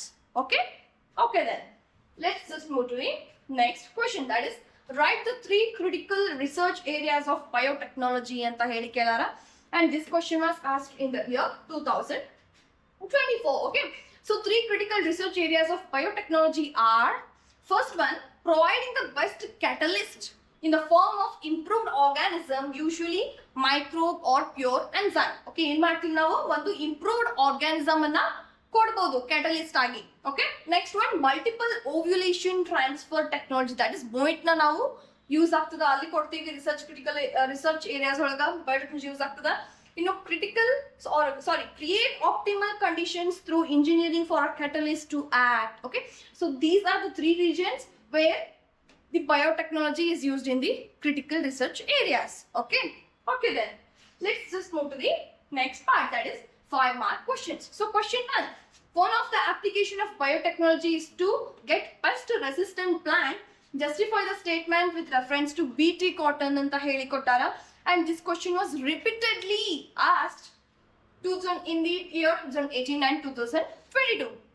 So ಏನಾಗ್ತದ್ರಿ, in fact this BT cotton is a transgenic plant which produces the an insecticidal to ball worm. Okay, ಅಂದ್ರೆ BT cotton ಅನ್ನೋದು ಒಂದು transgenic plant ಅದ. So ಇದೇನ್ produce ಮಾಡ್ತದ, insecticide ನ produce ಮಾಡ್ತದ for the boll worm. So ಏನ್ ಮಾಡ್ತೀವಿ ನಾವು through biotechnology method cry gene or BT gene ನ ನಾವ್ ಏನ್ ಮಾಡ್ತೀವಿ, ಒಂದು ಕಾಟನ್ ಪ್ಲಾಂಟ್ ಒಳಗ ಇನ್ಸರ್ಟ್ ಮಾಡ್ತೀವಿ. ಹೌದಲ್ಲ, ಇನ್ಸರ್ಟ್ ಮಾಡಿದ್ಮೇಲೆ ಏನಾಕೈತಿ, ಇನ್ಸರ್ಟ್ ಮಾಡಿದಾಗ ಅದು ಇನ್ಆಕ್ಟಿವೇಟೆಡ್ ಸ್ಟೇಟ್ ಒಳಗಿರ್ತದ ಕ್ರೈ ಜೀನ್ ಅಥವಾ BT ಟಾಕ್ಸಿನ್. ಸೊ ಯಾವಾಗ ಇದನ್ನ ಬಾಲ್ ಬಾಂಬ್ಸ್ ಬಂದು ತಿಂತಾವ, ಅದ್ರದ್ದು ಆಲ್ಕಲೈನ್ ಗಟ್ ಒಳಗೆ ಹೋದ ತಕ್ಷಣ ಏನಾಗ್ತದ, ಈ ಒಂದು BT ಕಾಟನ್ ಇಂದ ಟಾಕ್ಸಿನ್ ಅಥವಾ ದಟ್ ಕ್ರೈ ಜೀನ್ ಏನದ ಆಕ್ಟಿವೇಟ್ ಆಗ್ತದ, ಅದ್ರ ಗಟ್ಟೊಳಗೆ ಹೋಗೋಣ. ಗಟ್ಟೊಳಗೆ ಹೋದ ತಕ್ಷಣ ಏನ್ ಮಾಡ್ತದ, ಅಲ್ಲಿ ಸ್ಪೋರ್ಸ್ ನ ಕ್ರಿಯೇಟ್ ಮಾಡಿ ಅದನ್ನ ಸಾಯೋ ಹಂಗ ಮಾಡ್ತದ ವರ್ಮ್ ನ. Okay, so this is the BT cotton ಇಂದ ಒಂದು procedure. So BT cotton plant is a transgenic plant which produces an insecticide to bollworm. So Bacillus thuringiensis is the bacterium which has a BT gene or cry gene which is incorporated in the cotton plant through biotechnological methods, and thus it produces the crystalline product BT. Okay, ಅದಕ್ಕೆ ನಾವು ಅದನ್ನ BT cotton ಅಂತ ಹೇಳಿ ಕರಿತೀವಿ. Because Bacillus thuringiensis ಅನ್ನೋ bacterium ಇಂದ ನಾವು ಏನ್ ಮಾಡ್ತೀವಿ, ಕ್ರೈ ಜೀನ್ ನ ತಕ್ಕೊಂಡು ಅಂದ್ರೆ ಎಕ್ಸ್ಟ್ರಾಕ್ಟ್ ಮಾಡಿ ಆ ಒಂದು ಕಾಟನ್ ಪ್ಲಾಂಟ್ ನಾಗ ಇನ್ಕಾರ್ಪೊರೇಟ್ ಮಾಡ್ತೀವಿ by using the biotechnological method. Okay, and next the product acts as a toxin. Okay, ಈ ಪ್ರಾಡಕ್ಟ್ ಏನ್ ಮಾಡ್ತದ, ಕ್ರೈ ಜೀನ್ ಏನ್ ಮಾಡ್ತದ, ಟಾಕ್ಸಿನ್ ಆಗಿ ಆಕ್ಟ್ ಮಾಡ್ತದ. Okay, when ಇಂಜೆಸ್ಟೆಡ್ by the pests it gets activated after reaching the alkaline gut of the pest and create the pores in the intestine and kills the pests. Okay, so the gene provides protection to GMO. Okay, provides protection to GMO against budworm, bollworm, beetle and borer, etc. So thus the development of this plant has reduced the use of insecticides for protection against the pests. Okay, ist madra saku, you will get the good mark. Okay, then let's just move to the next question, that is explain 5 benefits of creating transgenic animals anta heli kelara. So ಏನ್ರಿ ಅದರ benefits, this question was repeatedly asked in the year 2019, 20 and 23. ಒಂದು disease modelling ಒಳಗೆ help ಆಗ್ತದ ಯಾವ transgenic animals, ಹೌದಾ ಅಲ್ಲ, and vaccine safety ಒಳಗೆ use ಆಗ್ತದ, ಟಾಕ್ಸಿಸಿಟಿ ಟೆಸ್ಟಿಂಗ್ ಒಳಗೆ ಯೂಸ್ ಆಗ್ತದ, ಬಯೋಲಾಜಿಕಲ್ ಪ್ರಾಡಕ್ಟ್ಸ್ ಒಳಗೆ ಯೂಸ್ ಆಗ್ತದ, ಅಂಡ್ ಎನ್ವಿರಾನ್ಮೆಂಟಲ್ ಪ್ರೊಟೆಕ್ಷನ್ ಒಳಗೆ ಯೂಸ್ ಆಗ್ತದ. ಹೆಂಗ್ರಿ ಒಂದು ಡಿಸೀಸ್ ಮಾಡೆಲಿಂಗ್ ಅಂತ ಹೇಳ್ಬಂದ್ರೆ transgenic animals can be used to study disease and how the human body will react to a product. ಅಂದ್ರೆ ಅದನ್ನ ಏನ್ ಮಾಡ್ತೀವಿ, ಆ ಟ್ರಾನ್ಸ್ಜೆನಿಕ್ ಅನಿಮಲ್ಸ್ ಯಾಕೆ ಯೂಸ್ ಆಗ್ತಪ್ಪ ಅಂದ್ರೆ to study that diseases. Okay, ಇನ್ನು ನೆಕ್ಸ್ಟ್ ವ್ಯಾಕ್ಸಿನ್ ಸೇಫ್ಟಿ ಅಂತ ಹೇಳಿ ಬರುತ್ತೆ. Transgenic animals can be used to test the safety of vaccines before they are used to humans. ಈಗ ನೀವು ನೋಡಿರ್ಬೋದು, ಯಾವುದೋ ಒಂದು ವ್ಯಾಕ್ಸಿನ್ ಬರ್ತದಪ್ಪ, ಯಾವುದೋ ಒಂದು ಔಷಧ ಬರ್ತದ ಅಂದ್ರೆ ಫಸ್ಟ್ ಏನ್ ಮಾಡ್ತಾರ ಅವರು, ಮೈಸಿಗೆ ಇಂಜೆಕ್ಟ್ ಮಾಡಿ ನೋಡ್ತಾರ, ಅದು ಬದುಕ್ತು ಅಂತಂದ್ರೆ ಏನ್ ಮಾಡ್ತಾರ, ಮಾರ್ಕೆಟ್ಗೆ ಆ ಒಂದು ವ್ಯಾಕ್ಸಿನ್ ನ ಬಿಡ್ತಾರ, ಹೌದಾ ಅಲ್ಲ. ಸೊ ಏನ್ ಮಾಡ್ತದ transgenic animal, this transgenic animals can be used to test the safety of the vaccines before they are used to humans. Okay, ಇನ್ನು ನೆಕ್ಸ್ಟ್ ಪಾಯಿಂಟ್ ಯಾವಪ್ಪ ಅಂದ್ರೆ toxicity testing. So transgenic animals can be used to test the effects of toxic chemicals. ಅಂದ್ರೆ ಒಂದು ಅದೇನ್ ಅಂದ್ರೆ ಒಂದು ಯಾವುದೋ ಒಂದು ಟ್ಯಾಬ್ಲೆಟ್ ಅಥವಾ ಯಾವುದೋ ಒಂದು ಕೆಮಿಕಲ್ ಐತಿ, ಅದ್ರ ಎಷ್ಟು ಟಾಕ್ಸಿಸಿಟಿ ಐತಿ, ಅದ್ರ ಇಫೆಕ್ಟ್ ಎಷ್ಟೈತಿ ಅಂತ ನೋಡಾಕ ಟ್ರಾನ್ಸ್ಜೆನಿಕ್ ಅನಿಮಲ್ಸ್ ನ ನಾವು ಯೂಸ್ ಮಾಡ್ತೀವಿ. ಓಕೆ, ಇನ್ನು biological product, transgenic animals can be used to produce biological products such as human proteins of medical treatments. Okay, medical treatments ಅಂತ ಹೇಳಿ they are used to produce the human proteins, yavu transgenic animals. Okay, next one, environmental protections. Transgenic animals can help protect the environment. Okay, ಅಂದ್ರೆ environment healthy ಆಗಿರುವಂತಹ transgenic animals ನ ನಾವು produce ಮಾಡಿದ್ರೆ environment ನ protection ಮಾಡ್ತಾವ. Okay, next question, that is differentiate endonucleus and exonucleus ಅಂತ ಹೇಳಿ ಕೇಳಾರ. This question is asked for the 2 mark. And next ಏನ್ ಕೇಳಾರ್ರಿ, diagrammatically represent recombinant DNA technology ಅಂತ ಹೇಳಿ ಕೇಳಾರ 3 mark ಗೆ. And this question was asked to the year 2020.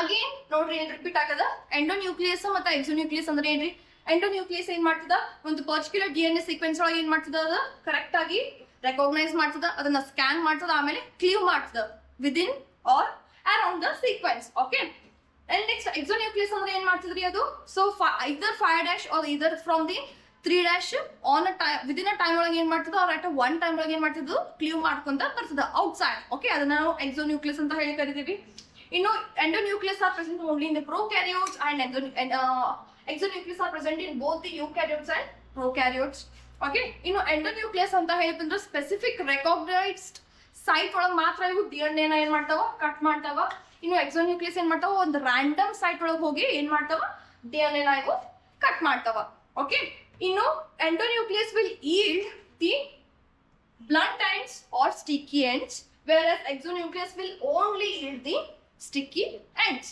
okay then let's just move to the B question that is A ಮತ್ತು B ಆಗಿ divide ಆಗಿತ್ತು so B question ಏನಪ್ಪಾ ಅಂತಂದ್ರೆ diagrammatically represent recombinant DNA technology ಅಂತ ಹೇಳಿ ಕೇಳಾರ ಈ ರೀತಿ ನೀವು ಸ್ಟ್ರಕ್ಚರ್ ಹಾಕ್ಬೇಕಾಗ್ತದ ಸೊ ಒಂದು ಫಾರಿನ್ DNA ಅಥವಾ ಫಾರಿನ್ ಜೀನ್ ತಗೋರಿ ಒಂದು vector that is vector DNA ಯಾವ್ದು ಪ್ಲಾಸ್ಮಿಡ್ ತಗೋರಿ ಹೌದಾ ಸೊ ಇಲ್ಲಿ ಏನ್ ಮಾಡ್ತದ ರೆಸ್ಟ್ರಿಕ್ಷನ್ ಎನ್ಸೈಮ್ ಬಂದು ಫಾರಿನ್ DNA ನ ಕಟ್ ಮಾಡ್ಕೋತಿದ ಅಂಡ್ ಇಲ್ಲಿ ಪ್ಲಾಸ್ಮಿಡ್ ನ ಒಂದು ಸೆಕ್ಷನ್ ನ ಕಟ್ ಮಾಡಿ ಇದು ಫಾರಿನ್ DNA ನ ವೆಕ್ಟರಿಗೆ ಜಾಯಿಂಟ್ ಮಾಡುವಂಗ DNA ಲೈಗೇಸ್ ನ ಯೂಸ್ ಮಾಡಿ ಜಾಯಿನ್ ಮಾಡ್ತಾರ ಅಂಡ್ ಇದನ್ನ ಎಲ್ ಮಾಡ್ತಾರ್ರಿ ಟ್ರಾನ್ಸ್ಫಾರ್ಮೇಶನ್ ಮಾಡಿ ಈ ಕೊಲಾಯ್ ಅನ್ನೋ ಬ್ಯಾಕ್ಟೀರಿಯಂದಾಗ ಹಾಕ್ತಾರ ಅಂಡ್ ಅಲ್ಲಿಂದ ಡಿವೈಡ್ ಆಗಕ್ ಬಿಟ್ಟು ಓಕೆ ಅಲ್ಲಿಂದ ಕಂಟಿನ್ಯೂಸ್ ಆಗಿ ಈ ಒಂದು ಫಾರಿನ್ DNA ಅದ್ರೊಳಗ ಪ್ರೆಸೆಂಟ್ ಇರೋವಾಗ ಮಾಡ್ತಾರ and this is the diagram of the recombinant DNA technology okay so let's just move to the next question that is fourth one that is 3 parts ಆಗಿ divide ಮಾಡ್ಯಾರ ABC ಅಂತ ಹೇಳಿ A question is asked for the 2 mark again B question is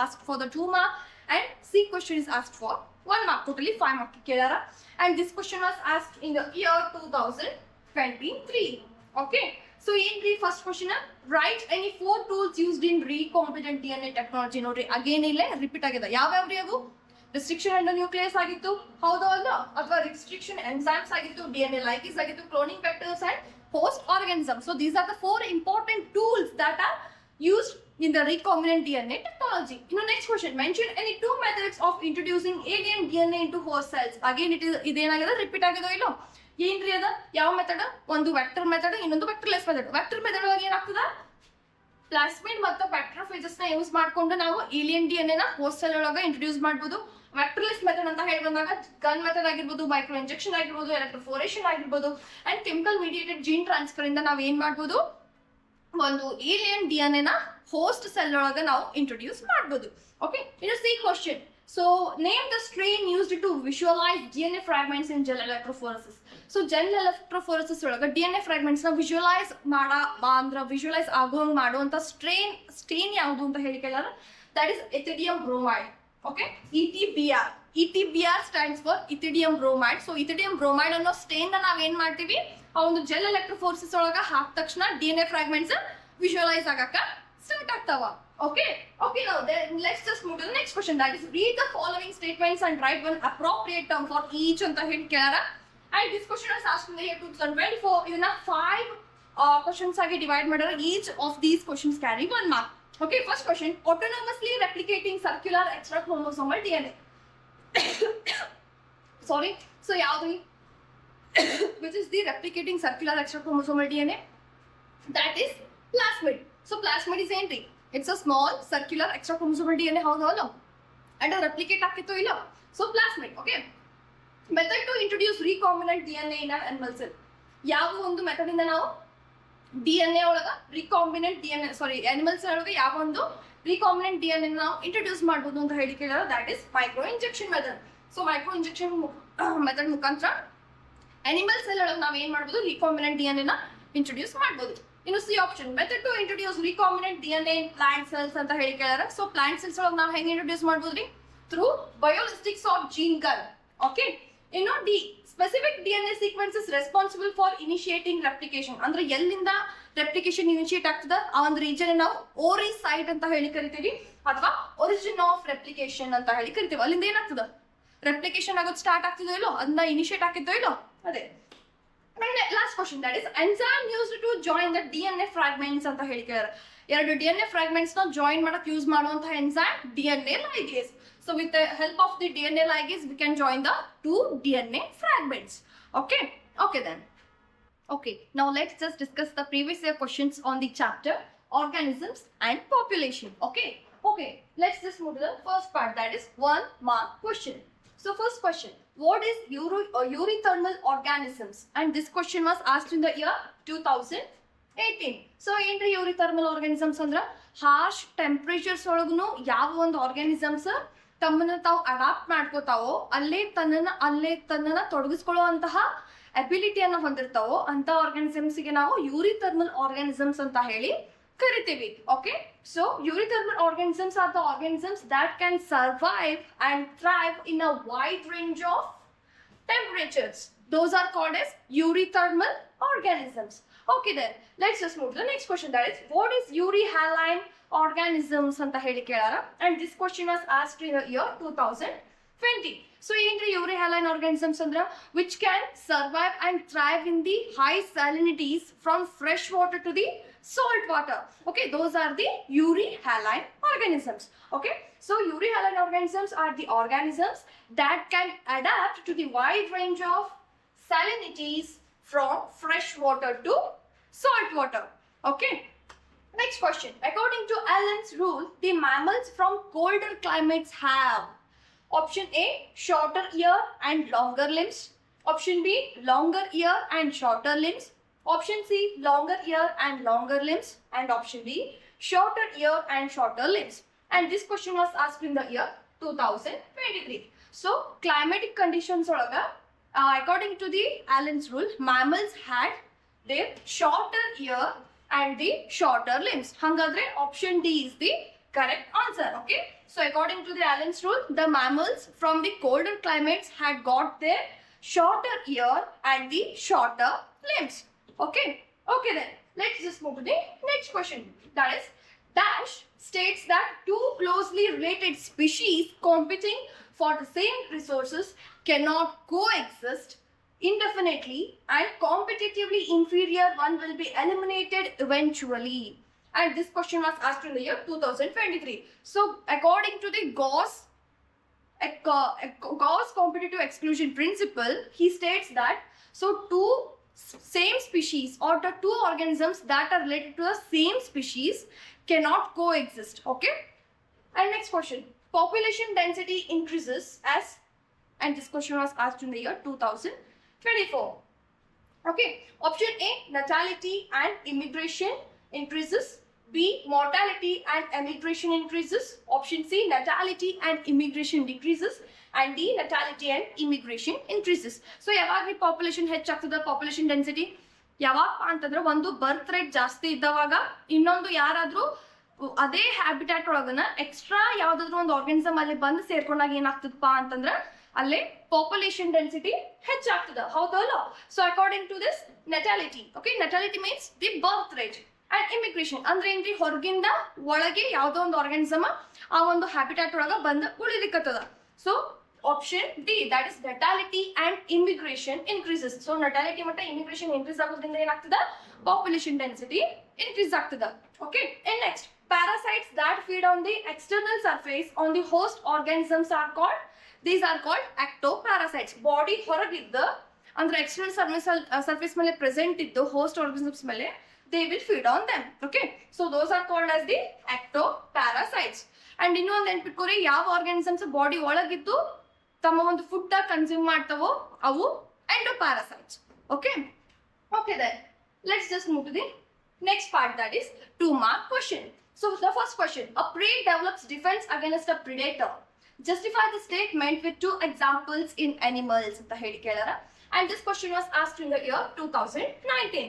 So ಯಾವ್ಯಾವ್ರಿ ಅವ adaptations ಮಾಡ್ಕೊಂಡವ predator ಅಂದ್ರ ಯಾವ ಒಂದು pray ತನ್ನೊಳಗ ಒಂದು ಡಿಫೆನ್ಸ್ ನ ಡೆವಲಪ್ ಮಾಡ್ಕೊಂಡವ ಅಗೇನ್ಸ್ಟ್ ದ ಪ್ರಿಡೇಟರ್, ಅಂದ್ರ ಒಂದು ಪ್ರಿಡೇಟರ್ ಕಣ್ಣಿಂದ ತನ್ನನ್ನು ತಾನ ಬಚಾವ್ ಮಾಡ್ಕೊಳಿಕ್ ಅಂತ ಹೇಳಿ ಒಂದು ಕೆಮೋಫ್ಲೇಜ್ ಆಗಿರ್ಬೋದು, ಓಕೆ, ಇನ್ನೊಂದು ಕೆಮಿಕಲ್ ಸೆಕ್ರೀಷನ್ಸ್ ಆಗಿರ್ಬೋದು ಅಥವಾ ಇನ್ನೊಂದು ಫಿಸಿಕಲ್ ಸ್ಟ್ರಕ್ಚರ್ ಆಗಿರ್ಬೋದು. ಓಕೆ, ಸೊ ಕೆಮೋಫ್ಲೇಜ್ ಅಂದ್ರೆ ಏನ್ರಿ, ಬಣ್ಣ ಬದಲಾಯಿಸ್ಕೊಳ್ಳೋದು ಅಥವಾ ಬ್ಯಾಕ್ ಗ್ರೌಂಡಿಗೆ ತಕ್ಕಂಗನ ತನ್ನ ಬಣ್ಣನು ಚೇಂಜ್ ಮಾಡ್ಕೊಂಡು ಅದಕ್ಕೆ ಮ್ಯಾಚ್ ಮಾಡ್ಕೊಳ್ಳೋಂಥದ್ದು. ಫಾರ್ ಎಕ್ಸಾಂಪಲ್ ನೀವು ಕೆಮೆಲಿಯನ್ ಕೇಳಿರ್ಬೋದಲ್ಲ, ಅದೇನ್ ಮಾಡ್ತದ, ಅದು ಯಾವ ಒಂದು ಸ್ಥಳಕ್ಕೆ ಹೋಗಿರ್ತದ ಅಲ್ಲಿ ಬಣ್ಣ ಏನಿರ್ತದ ಬ್ಯಾಕ್ ಗ್ರೌಂಡ್ ಇಂದು ಅದಕ್ಕೆ ಸಿಮಿಲರ್ ಆಗೋ ಹಂಗ ತನ್ನ ಒಂದು ಬಾಡಿ ಕಲರ್ ಚೇಂಜ್ ಮಾಡ್ಕೊಳ್ತದ. ಹೌದಲ್ಲ, ಯಾಕಪ್ಪ ಅಂತಂದ್ರೆ ಪ್ರಿಡೇಟರ್ ಇಂದ ತಪ್ಪಿಸ್ಕೊಳ್ಲಿಕ್ಕ. ಹೌದಾ? So that is the camouflage, right?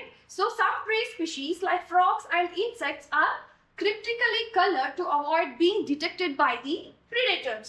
Okay, and next chemical secretions. So ಕೆಲವೊಂದಿಷ್ಟು ಆರ್ಗಾನಿಸಮ್ಸ್ ಏನ್ ಮಾಡ್ತಾವ, ಕೆಮಿಕಲ್ಸ್ ನ ಸೆಕ್ರೇಟ್ ಮಾಡ್ತಾವ. ಬಿಕಾಸ್ ಅವನ್ನ ತಿಂದಾಗ ಅವಕ್ಕ ಟೇಸ್ಟ್ ಸರಿ ಹತ್ತಲಿಲ್ಲ ಅಂತಂದ್ರೆ ಅವು ಮತ್ತೊಮ್ಮೆ ಅವ್ ಕುರುಮ್ ಕಡೆ ಹೋಗಂಗಿಲ್ಲ. ಸೊ ಹಿಂಗ ತಮ್ಮನ್ನ ತಾವು ಪ್ರಿಡೇಟರ್ ಇಂದ ಬಚಾವ್ ಮಾಡ್ಕೊಳ್ತಾವ. Okay, so some prey species like monarch butterflies secrete toxic chemicals that make them distasteful to predators. ಹೌದಲ್ಲ, ಡಿಸ್ಟೇಸ್ಟ್ಫುಲ್ ಆಗಿ ಆದ್ರೆ ಏನಾಗ್ತದ, ಮತ್ತೊಮ್ಮೆ ಅವು ಮೊನಾರ್ಕ್ ಬಟರ್ಫ್ಲೈಸ್ ಗಳೇ ತಿನ್ಲಿಕ್ಕಂತ ಹೋಗಂಗಿಲ್ಲ. ಯಾಕಂದ್ರೆ ಅವು ಕೆಮಿಕಲ್ ನ ಸೆಕ್ರೆಟ್ ಮಾಡ್ತಾವ. That is the toxic chemicals. ಹೌದಲ್ಲ? Okay, next one, physical structure. So some prey species like turtles have hard shells that protect from predators. ಹೌದಲ್ಲ, ಅದ್ರ ಮೇಲೆ ಒಂದು ದಪ್ಪಗ ಶೆಲ್ ಅದ. ಅದನ್ನ ಏನಾದ್ರೂ ನೀವು ಹಿಡಿಲಿಕ್ಕೆ ಹೋದ್ರಿ ಆ ಶೆಲ್ ಒಳಗ ತನ್ನನ್ನ ತಾನು ಅಡಗಿಸ್ಕೊಂಡ್ ಬಿಡ್ತದ. ಹೌದೋ ಇಲ್ಲೋ? So these are the structures which have been developed by the prey to protect themselves from the predators. Okay, then next question or next part, that is 5 mark question. Okay, so first question ಏನಪ್ಪಾ ಅಂತಂದ್ರೆ 2 parts ಆಗಿ divide ಮಾಡ್ಯಾರ. ಒಂದು 2 mark ಗೆ, ಇನ್ನೊಂದು 3 mark ಅಂತ ಹೇಳಿ. and this question was asked in the year 2018. okay, so what are ectoparasites and endoparasites ಅಂತ ಹೇಳಿ ಕೇಳಾರ. ಸೊ ಏನ್ರಿ ಎಂಡೋಪ್ಯಾರಾಸೈಟ್ಸ್ ಮತ್ತೆ ectoparasites ಅಂದ್ರೆ, as we have discussed back, so endoparasites are the parasites that live inside the body of the host. Okay, and ectoparasites are the organisms that live outside the body of the host. Okay, in a big question, list any 3 parasitic adaptations in animals anta heli kelara. and this question was asked for 3 marks. so yenendri adu, so the parasites evolved special adaptations such as loss of unnecessary sense organs, the presence of adhesive organs or suckers to cling to the host. Okay, and next, loss of digestive system, and last one is the high reproductive capacity. So these are the special adaptations that have been evolved by the parasites. Okay, then let's just move to the next question, that is mention the population interactions exist among the following anta heli kelara. Okay, so first in kottari Abingdon tortoise and goats in Galapagos Islands ಅಂತ ಹೇಳಿ ಕೊಟ್ಟಾರ. So ಇವೆರಡಕ್ಕೂ ಮೊದಲೇ ಯಾವಾಗ್ಲೂ competition ಇರ್ತದ. So ಹಿಂಗಾಗಿ ಇದ್ರ ಮಧ್ಯೆ ಯಾವ ಇಂಟ್ರಾಕ್ಷನ್ ಆಗ್ತದ, ಕಾಂಪಿಟೇಷನ್ ಇಂಟ್ರಾಕ್ಷನ್ ಆಗ್ತದ. Okay, next cuckoo lays eggs in the crow's nest ಅಂತ ಆಗ್ತದ. ಇದನ್ನ ಬ್ರೂಡ್ ಪ್ಯಾರಾಸಿಟಿಸಮ್ ಅಂತ ಹೇಳಿ ನಾವು ಕರಿತೀವಿ. ಓಕೆ, ಬೇರೆ ಒಂದು ಈಗ ನೋಡ್ರಿ, ಕೂಕುನ ಬೇರೆ ಅದ ಅಂಡ್ ಕ್ರೌವ ಬೇರೆ. ಹೌದಾ, ಬೇರೆ ಬೇರೆ ಸ್ಪೀಶೀಸ್. ಬಟ್ ಏನ್ ಮಾಡ್ಲಿಕ್ಕತ್ತದ, ಕುಕ್ಕು ಹೋಗಿ ಕ್ರೌದ್ ನೆಸ್ಟ್ ಒಳಗೆ ಏನ್ ಮಾಡಾಕತ್ತದ, ತನ್ನ ಒಂದು ಎಗ್ಸ್ ನ ಲೇಸ್ ಮಾಡಾಕತ್ತದ. ಹೌದು ಅಲ್ಲ? So this is the brood parasitism. ಇನ್ನು next sea anemone and clown fish. This is the mutualism. ಎರಡಕ್ಕೂ ಏನಾಗ್ತದ, ಈಚ್ ಅದರಿಗೆ ಬೆನಿಫಿಟ್ ಆಗ್ತದ. ಅನೆಮೋನ್ ಇಂದ ಕ್ಲೌನ್ ಫಿಶ್ ಗೆ, ಕ್ಲೌನ್ ಫಿಶ್ ಇಂದ ಸಿ ಅನೆಮೋನಿಗೆ ಬೆನಿಫಿಟ್ ಆಗ್ತದ. And next was playing eggs in the fig fruit ಅಂತ ಹೇಳಿಕೊಟ್ಟಾರ. ಅಗೇನ್ ಎರಡು ಆರ್ಗಾನಿಸಮ್ಸ್ಗೂ ಏನು ಹಾರ್ಮ್ ಇಲ್ಲ, ಮ್ಯೂಚುವಲಿ ಒಂದಕ್ಕೊಂದು ಅವು ಬೆನಿಫಿಟ್ ಅನ್ನ ಹೊಂದಾವ. Hence that is the mutualism. Okay, ಇನ್ನು next orchid, Ophrys and bees ಅಂತ ಹೇಳಿ ಕೇಳ್ಯಾರ. And this is an example for the commensalism. Okay then ಇನ್ನು ನೆಕ್ಸ್ಟ್ ಏನಪ್ಪಾ ಅಂತಂದ್ರೆ next question, that is define the following terms ಅಂತ ಹೇಳಿ ಕೇಳಾರ in the year 2022. Okay, so adaptation, natality, mortality, immigration and emigration na define ಮಾಡ್ರಿ ಅಂತ ಹೇಳಿ ಕೇಳಾರ. So adaptation ಅಂತಂದ್ರೆ ಏನ್ರಿ, ಫಸ್ಟ್ ಏನ್ ಅಡಾಪ್ಟೇಷನ್ ಅಂದ್ರ ಒಂದು ಸರೌಂಡಿಂಗ್ ಎನ್ವಿರಾನ್ಮೆಂಟ್ ಗೆ ನಮ್ಮನ್ನ ನಾವು ಅಡಾಪ್ಟ್ ಮಾಡ್ಕೊಳ್ಳೋದು. ಚೇಂಜಿಂಗ್ ಕ್ಲೈಮೇಟ್ ಗೆ ನಾವು ನಮ್ಮನ್ನ ಅಡಾಪ್ಟ್ ಮಾಡ್ಕೊಳ್ಳೋದು. ಹೌದಲ್ಲ? ಅದನ್ನ ನಾವು ಅಡಾಪ್ಟೇಷನ್ ಅಂತ ಹೇಳಿ ಕರಿತೇವೆ. The ability of living organisms to adjust themselves to their surrounding environment are called adaptation. ಹೌದಲ್ಲ? ಇನ್ ನೆಕ್ಸ್ಟ್ ನಟಾಲಿಟಿ, ನಾ ಹೇಳ್ದಂಗ ಆಗಲಿನಾಗಿತ್ತದು ಬರ್ತ್ ರೇಟ್ ಆಗಿತ್ತು, ಹೌದಾ? So the rate of the berths of the individuals in a given population, already exist ಆಗಿರುವಂತ population ಒಳಗನ birth rate ಎಷ್ಟು ಮತ್ ಹೆಚ್ಚಾಗ್ಯದ ಅನ್ನೋದನ್ನೇ ನಟಾಲಿಟಿ ಅಂತ ಹೇಳಿ ಕರಿತೀವಿ. ಇನ್ನು ಮಾರ್ಟಾಲಿಟಿ ಅಂತಂದ್ರೆ ಇರೋ ಅಂತ ಪಾಪ್ಯುಲೇಷನ್ ಒಳಗನ ಎಷ್ಟು ಡೆತ್ಸ್ ಆಗವ, ಎಷ್ಟು ರೇಟ್ ಒಳಗೆ ಡೆತ್ ಆಗದ ಅನ್ನೋದನ್ನ ನೋಡಿದ್ರೆ ಮಾರ್ಟಾಲಿಟಿ, ಹೌದಾ? So it is the rate of death of individuals in a given population ಅಂತ ಹೇಳಿ ಕರಿತೀವಿ. ಇನ್ನು ನೆಕ್ಸ್ಟ್ ಇಮಿಗ್ರೇಷನ್. ಏನ್ರಿ ಇಮಿಗ್ರೇಷನ್? ಇರುವಂತ ಆಲ್ರೆಡಿ ಎಕ್ಸಿಸ್ಟ್ ಆಗಿರುವಂತ ಹ್ಯಾಬಿಟ್ಯಾಟ್ ಒಳಗ ಯಾವ್ದಾದ್ರು ನ್ಯೂ ಸ್ಪೀಶೀಸ್, ಬೇರೆ ಸ್ಪೀಶೀಸ್ ಅಥವಾ ಸೇಮ್ ಸ್ಪೀಶೀಸ್ ಇನ್ ಆರ್ಗಾನಿಸಮ್ಸ್ ಬಂದಲ್ಲಿ ಉಳಿಲಿಕ್ಕತ್ರ ಅದನ್ನ ಇಮಿಗ್ರೇಷನ್ ಅಂತ ಹೇಳಿ ಕರಿತೀವಿ. ತಮ್ಮ ಒಳಗ ಬಂದವ ಇರ್ಲಿಕ್ಕತ್ತಾವ, ಹೌದಾ? Immigration is the number of individuals of the same species that have come into the habitat from elsewhere during the time period under consideration. Okay? ಇನ್ನು ಎಮಿಗ್ರೇಷನ್ ಅಂದ್ರೆ ಇಲ್ಲಿರುವಂತ ಹ್ಯಾಬಿಟ್ಯಾಟ್ ಇಂದ ನಮ್ಮ ಒಂದು ಆರ್ಗಾನಿಸಮ್ ಬೇರೆ ಒಂದು ಹ್ಯಾಬಿಟ್ಯಾಟ್ ಗೆ ಹೋಗಿ ಇರೋದನ್ನ ನಾವು ಎಮಿಗ್ರೇಷನ್ ಅಂತ ಹೇಳಿ ಕರಿತೇವೆ. Okay, so emigration is the number of individuals of the population who left the habitat and gone elsewhere during the time period under consideration. Okay, is that clear? Okay, now let's just move to the next question. That is, what is mutualism? Mention any 4 examples of mutualism anta heli kelara, and this is asked during the year 2024. ಹೌದಾ ಅಲ್ಲ? Okay, so ಏನ್ರಿ mutualism ಅಂತಂದ್ರೆ ಎರಡು ಸ್ಪೀಶೀಸ್ಗೂ benefit ಆಗ್ತದ, ಹೌದಾ? ಅದನ್ನ ನಾವೇನಂತ ಹೇಳಿ ಕರಿತೀವಿ? Mutualism ಅಂತ ಹೇಳಿ ಕರಿತೀವಿ. So mutualism is the interaction where both the species will benefit each other. That is called as mutualism. In the next examples ಹೇಳ್ರಿ ಅಂತ ಹೇಳಿ ಕೇಳಾರ. First example, bees and flowers. ಹೌದು ಅಲ್ಲ? So bees ಏನ್ ಮಾಡ್ತದ? ಹೋಗಿ ಫ್ಲವರ್ಸ್ ನ ಪಾಲಿನೇಟ್ ಮಾಡ್ತದ, and flower ಏನ್ ಮಾಡ್ತದ? ಬೀಗ ನೆಕ್ಟರ್ ನ ಕೊಡ್ತದ. And next clownfish and anemone. Okay, and thirdly the lichen, and fourthly the mycorrhiza. ಹೌದಾ? So bees pollinate flowers while collecting nectar to eat, where the pollen sticks to the bee's body when it lands on the flower. So ಏನ್ ಮಾಡತೈತ್ರಿ? ಬೀ ಹೋಗಿ flower ನ pollinate ಮಾಡಾಕತ್ತದ, ಹೌದೋ ಅಲ್ಲೋ? And flower ಏನ್ ಮಾಡತೈತಿ? ಬೀಗ nectar ಕೊಡಾಕತ್ತೈತಿ. ಸೊ ಇಬ್ರಿಗೂ ಮ್ಯೂಚುವಲಿ ಬೆನಿಫಿಟ್ ಆಯ್ತು. This is one example. And next example ಏನ್ರಿ? ಕ್ಲೌನ್ ಫಿಶ್ ಅಂಡ್ ಅನೆಮೋನ್, ಹೌದಾ? ಸೊ ಏನ್ ಮಾಡ್ತದೆ ಇಲ್ಲಿ? Clown fish live in the anemones tentacles. So anemone in tentacle ಒಳಗ ಕ್ಲೌನ್ ಫಿಶ್ ಬಂದಿರ್ತಾವ, and they are immune to its poison. Okay, whereas the clown fish clean the tentacles of the anemone. Okay, so ಏನಾಗತೈತಿ? ಒಂದು clown fish ಹೋಗಿ ಅನೆಮೋನಿಯನ್ tentacle ಒಳಗೆ ಇರಾಕತೈತಿ, and ಅದ್ರದ್ದು clean ಮಾಡ್ಲಿಕ್ಕತ್ತದ ಟೆಂಟಾಕಲ್ಸ್ ನ. Okay, so ಇಬ್ರಿಗೂ ಏನಾಗತೈತಿ? Mutually benefit ಆಗತೈತಿ. ಒಂದಕ್ಕ ಅಲ್ಲಿರ್ಲಿಕ್ಕೆ ಜಾಗ ಸಿಗಾಕತೈತಿ, ಯಾವ್ದಕ್ಕ? ಕ್ಲೌನ್ ಫಿಶ್ಗೆ, ಅದಕ್ಕೆ ಬೆನಿಫಿಟ್ ಆಯ್ತು. ಇನ್ ಅನೆಮೋನಿಗೆ ಏನ್ ಮಾಡ್ಲಿಕ್ಕತ್ತದ? ಅದು ಟೆಂಟಾಕಲ್ಸ್ ನ ಕ್ಲೀನ್ ಮಾಡತೈತಿ, ಅಂದ್ರೆ ಅದಕ್ಕೂ ಬೆನಿಫಿಟ್ ಆಯ್ತು, ಹೌದು ಅಲ್ಲೋ? ಇನ್ನು next one, lichens. It is a mutual symbiotic association between the fungi and algae. Okay, in mycorrhiza anta ಹೇಳಿದ್ರೆ it is again symbiotic relationship between the fungi and the roots of the higher plants. Okay, so ಏನ್ ಮಾಡ್ತದ್ರಿ? mycorrhiza plant ಇಂದ roots ಒಳಗೆ ಇರ್ತದ, ಹೌದೋ ಅಲ್ಲ? ಅದೇನ್ ಮಾಡ್ತದ? ಅಲ್ಲಿರುವಂತ water ನ ಮಿನರಲ್ಸ್ ನ ಪ್ಲಾಂಟ್ ಗೆ ಟ್ರಾನ್ಸ್ಪೋರ್ಟ್ ಮಾಡುತ್ತ, ಅಂಡ್ ಪ್ಲಾಂಟ್ ಏನ್ ಕೊಡುತ್ತ? ಅದಕ್ಕೆ carbohydrates in the form of sugar. ಅದನ್ನ ಏನ್ ಮಾಡುತ್ತೆ? ಮೈಕ್ರೋರೈಸಾ ಕೊಡುತ್ತೆ. ಸೊ ಇಬ್ರಿಗೂ ಏನಾಯ್ತು? ಮ್ಯೂಚುವಲಿ ಬೆನಿಫಿಟ್ ಆಯ್ತು. Okay, so these are the examples for the mutualism. Okay, and now let's just solve the previous year questions on the chapter ecosystem. Okay, now let's just start it. So in the first part, 1 mark question as usual. So name the type of food chain that is major conduit for energy flow in an aquatic ecosystem anta heli kelara, and this question was asked in the year 2019. Yaudri the food chain? The grazing food chain. Okay, so the grazing food chain, that is also called as GFC. Okay, so the grazing food chain is the main conduit for energy flow in an aquatic ecosystem.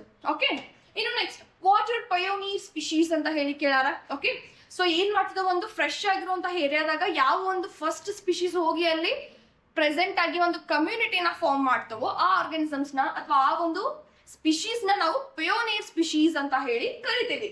Okay, so the pioneer species are the first organisms to colonize an area after their harsh conditions, and this question was asked in the year 2020.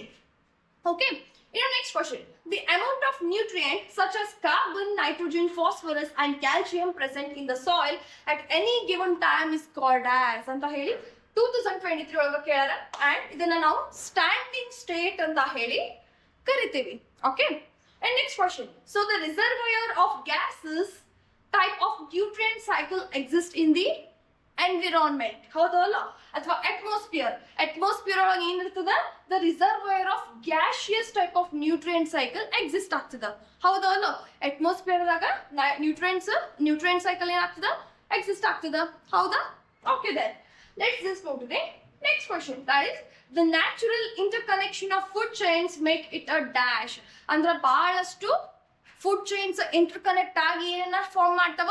Food web ಅನ್ನ form ಮಾಡ್ತಾವ. Okay. So net primary production that is NPP is equal to ಅಂತ ಹೇಳಿ ಕೇಳಾರ. So ಇದನ್ನ ನಾವು gross primary productivity minus respiration loss ಅಂತ ಹೇಳಿ ಕರಿತೀವಿ. ಹೌದಾ? ಸೊ ಆಪ್ಷನ್ಸ್ ನೋಡೋಣ. So A GPP, B GPP plus R. So GPP ಅಂದ್ರೆ ಏನ್ರಿ? Gross primary productivity. ಓಕೆ. ಇನ್ನು C GPP by R and GPP minus R. So answer ಏನ್ ಬರ್ತದ್ರಿ? GPP minus R. That is option D. Okay. That is gross primary productivity. Gross primary productivity minus respiration loss. Okay. So this is the formula of net primary productivity. So GPP ಒಳಗ ನಾವು respiration loss ಎಷ್ಟಾಗಿದೆ ಅನ್ನೋದನ್ನ ಮಾಡಿದಾಗ ನಮಗ net primary productivity ಎಷ್ಟು ಉಳಿದದ ಅನ್ನೋದನ್ನ ನಾವು ಕಂಡು ಹಿಡ್ಕೋಬಹುದು. ಓಕೆ. ಸೊ ಅದ್ರ ತಕ್ಕಂಗ ಆನ್ಸರ್ ಏನಾಗ್ತದ? Option D. That is GPP minus R. That is gross primary productivity minus respiration loss. Okay. Okay then. Let's just move to the next part. That is 2 mark question. So ನೋಡ್ರಿ, ಈ chapter ಒಳಗೆ ಜಾಸ್ತಿ 2 mark question ಕೇಳೇ ಇಲ್ಲ. 18 ಒಳಗೂ ಕೇಳಿಲ್ಲ, 19 ಒಳಗೂ ಕೇಳಿಲ್ಲ, 20 ಒಳಗೂ ಕೇಳಿಲ್ಲ, 22 ಕೇಳಿಲ್ಲ, 23 ಕೇಳಿಲ್ಲ. ಡೈರೆಕ್ಟ್ 2 mark ಕ್ವಶನ್ ನ 2024 ಒಳಗೆ ಮಾತ್ರ ಕೇಳಾರ. ಓಕೆ. ಸೊ ಫಸ್ಟ್ ಇಯರ್ ನೋಡ್ರಿ ಕೇಳಿದ್ದ. ಮತ್ತೆ ಅದ್ಬಿಟ್ಟು 2 mark ಈ ಒಂದು ಲೆಸನ್ ಇಂದ ಬಂದೇ ಇಲ್ಲ. ಓಕೆ. ಸೊ ಏನಪ್ಪಾ ಕ್ವಶನ್ ಅಂದ್ರೆ what is mean by decomposition and detritus ಅಂತ ಹೇಳಿ ಕೇಳಾರ ಇನ್ ದ ಇಯರ್ 2024. ಸೊ ಏನ್ರಿ ಡಿಕಂಪೋಸಿಷನ್ ಅಂತಂದ್ರ ಒಂದು ಕಾಂಪ್ಲೆಕ್ಸ್ ಆರ್ಗ್ಯಾನಿಕ್ ಮ್ಯಾಟರ್ ನ ಒಂದು ಸಿಂಪಲ್ ಇನ್ಆರ್ಗ್ಯಾನಿಕ್ ಸಬ್ಸ್ಟೆನ್ಸಸ್ ಆಗಿ ಬ್ರೇಕ್ ಡೌನ್ ಮಾಡೋದು, ಅದನ್ನ ನಾವು ಡಿಕಂಪೋಸಿಷನ್ ಅಂತ ಹೇಳಿ ಕರಿತೀವಿ with the help of detritivorous. Okay. So decomposition ಅಂದ್ರೆ ಏನ್ರಿ? It is the process of break down of complex organic matter into simple inorganic substances such as carbon dioxide, water and nutrients by the action of decomposers. Okay. So decomposers in the ಒಂದು decomposers help ಇಂದ ಏನ್ ಮಾಡ್ತೀವಿ ನಾವು? Complex organic substances ಅಥವಾ organic matter ನ break down ಮಾಡಿ simple inorganic substances ಆಗಿ ನಾವು ಮಾಡ್ತೀವಿ. ಓಕೆ. ಇನ್ನು ಡೆಟ್ರೈಟಿಸ್ ಅಂದ್ರೆ ಏನ್ರಿ? It's a dead remain of the plant and animals such as bark ಆಗಿರ್ಬೋದು, ಲೀವ್ಸ್ ಆಗಿರ್ಬೇಕು, ಫ್ಲವರ್ ಆಗಿರ್ಬೋದು, ಅಥವಾ fecal matter of the animal ಆಗಿರ್ಬೋದು. Okay. So detritus is the dead remains of the plants and animals such as leaves, barks, flowers, fecal matter of animals, etc. constitutes detritus. Okay. Okay then. Let's just move to the next part. That is 3 mark question. So 2018 ಒಳಗಂತೂ ಈ ಒಂದು part ಒಳಗೆ ಯಾವುದೇ ತರದ questions ಕೇಳಿಲ್ಲ. Direct 2019 ಒಳಗ ಕೇಳಾರ. So ಏನ್ರಿ question? Ecological pyramids have limitations. Justify the statement with 3 reasons ಅಂತ ಹೇಳಿ ಕೇಳಾರ. ಏನ್ ಲಿಮಿಟೇಷನ್ಸ್ ಅದರಿ ಎಕಾಲಜಿಕಲ್ ಪಿರಾಮಿಡ್ಸ್ ಇಂದು? ಒಂದನೇದ್ದು, these pyramids are applicable only to the simple food chains. Okay. Complex food chains ಗೆ ಇದು ಅಪ್ಲೈ ಆಗಂಗಿಲ್ಲ ecological pyramids. Okay. only it is applicable to the simple food chains which usually do not occur naturally. Okay. So these pyramids do not deliver any concept in relation to variations in season and climate. ಅಂದ್ರೆ season ತಕ್ಕಂಗ variations ಆಗ್ತಾ ಹೋದ್ರ, climate ತಕ್ಕಂಗ variations ಆಗ್ತಾ ಹೋದ್ರ ಅದಕ್ಕೆ ನಾವು ecological pyramid applicable ಆಗಿರಂಗಿಲ್ಲ. Okay. That is the second limitation. ಇನ್ನು ಥರ್ಡ್ ಲಿಮಿಟೇಷನ್ ಅಂತ ಹೇಳಿದಂದ್ರ they do not consider the possibility of the existence of the same species at different levels. ಅಂದ್ರೆ ಸೇಮ್ ಸ್ಪೀಶೀಸ್ ಬೇರೆ ಬೇರೆ ಡಿಫ್ರೆಂಟ್ ಲೆವೆಲ್ಸ್ ಅಂದ್ರೆ producers ಮತ್ತೇನಾದ್ರು secondary consumer ಆಗಿ tertiary consumer ಆಗಿ ಅಲ್ಲಿ ಪ್ರೆಸೆಂಟ್ ಇದ್ರ ಅದನ್ನು ಕೂಡ ನಾವು ಏನ್ ಮಾಡಕ್ ಆಗಂಗಿಲ್ಲ, ಎಕಾಲಜಿಕಲ್ ಪಿರಾಮಿಡ್ ಅಪ್ಲಿಕೇಬಲ್ ಆಗಂಗಿಲ್ಲ. Okay, so these are the 3 limitations of the ecological pyramid. Okay, now let's just move to the next question. ನೋಡಿ 2 marks ಇದ 3 mark question ಒಳಗನ 2019 ಒಳಗನ 2 questions ಬಂದಾವ. Okay, so describe 3 factors which affect on decomposition ಅಂತ ಹೇಳಿ ಕೇಳಾರ. ಯಾವ ಏನ್ affect ಮಾಡ್ತಾವ factors? ಒಂದು physical environment ಆಗಿರ್ಬೋದು, ಇನ್ನೊಂದು quality and quantity of the dead material ಆಗಿರ್ಬೋದು, ಹೌದಾ? ಅಂಡ್ ನೆಕ್ಸ್ಟ್ ಇನ್ನೊಂದು ಮೈಕ್ರೋಬಿಯಲ್ ಕಮ್ಯುನಿಟಿ ಆಗಿರ್ಬೋದು. ಸೊ ಫಿಸಿಕಲ್ ಎನ್ವಿರಾನ್ಮೆಂಟ್ ಅಂದ್ರೆ ಹೆಂಗ್ರಿ? ಟೆಂಪರೇಚರ್ ಆಗಿರ್ಬೋದು, ಮಾಯ್ಶ್ಚರ್ ಆಗಿರ್ಬೋದು, ಅಥವಾ ಸಾಯಿಲ್ ಪಾರ್ಟಿಕಲ್ಸ್ ಆಗಿರ್ಬೋದು. These are the factors that will affect on the decomposition. So decomposition ಆಗ್ಬೇಕಂದ್ರೆ ಯಾವಾಗೂ ಸ್ವಲ್ಪ ಮಾಯ್ಸ್ಟ್ ಅಂಡ್ ಹೈ ಟೆಂಪರೇಚರ್ ಇರಬೇಕು. ಸಪೋಸ್ ಕಡಿಮೆ ಟೆಂಪರೇಚರ್ ಇತ್ತು, ಕೋಲ್ಡ್ ಇತ್ತು ಅಂತಂದ್ರೆ ಡಿಕಂಪೋಸಿಷನ್ ಜಲ್ದಿ ಆಗಂಗಿಲ್ಲ. Okay, it will affect the decomposition. ಇನ್ನು next quality and quantity of dead material, the structural and chemical properties of the dead material. So ಇದ್ರದ structure ಮತ್ತು ಕೆಮಿಕಲ್ ಕಂಪೋಸಿಷನ್ ಏನದ ಅಲ್ಲ ಡೆಡ್ ಮಟೀರಿಯಲ್ ಇಂದ, ಇದು ಕೂಡ ಒಂದು important factor and it will affect on the decomposition. ಇನ್ನು next microbial community, the nature of the microorganisms that decompose the dead material. ಇನ್ನೊಂದು ಮೈಕ್ರೋ ಆರ್ಗಾನಿಸಮ್ ಇಂದ ನೇಚರ್ ಕೂಡ ತುಂಬಾ ಇಂಪಾರ್ಟೆಂಟ್.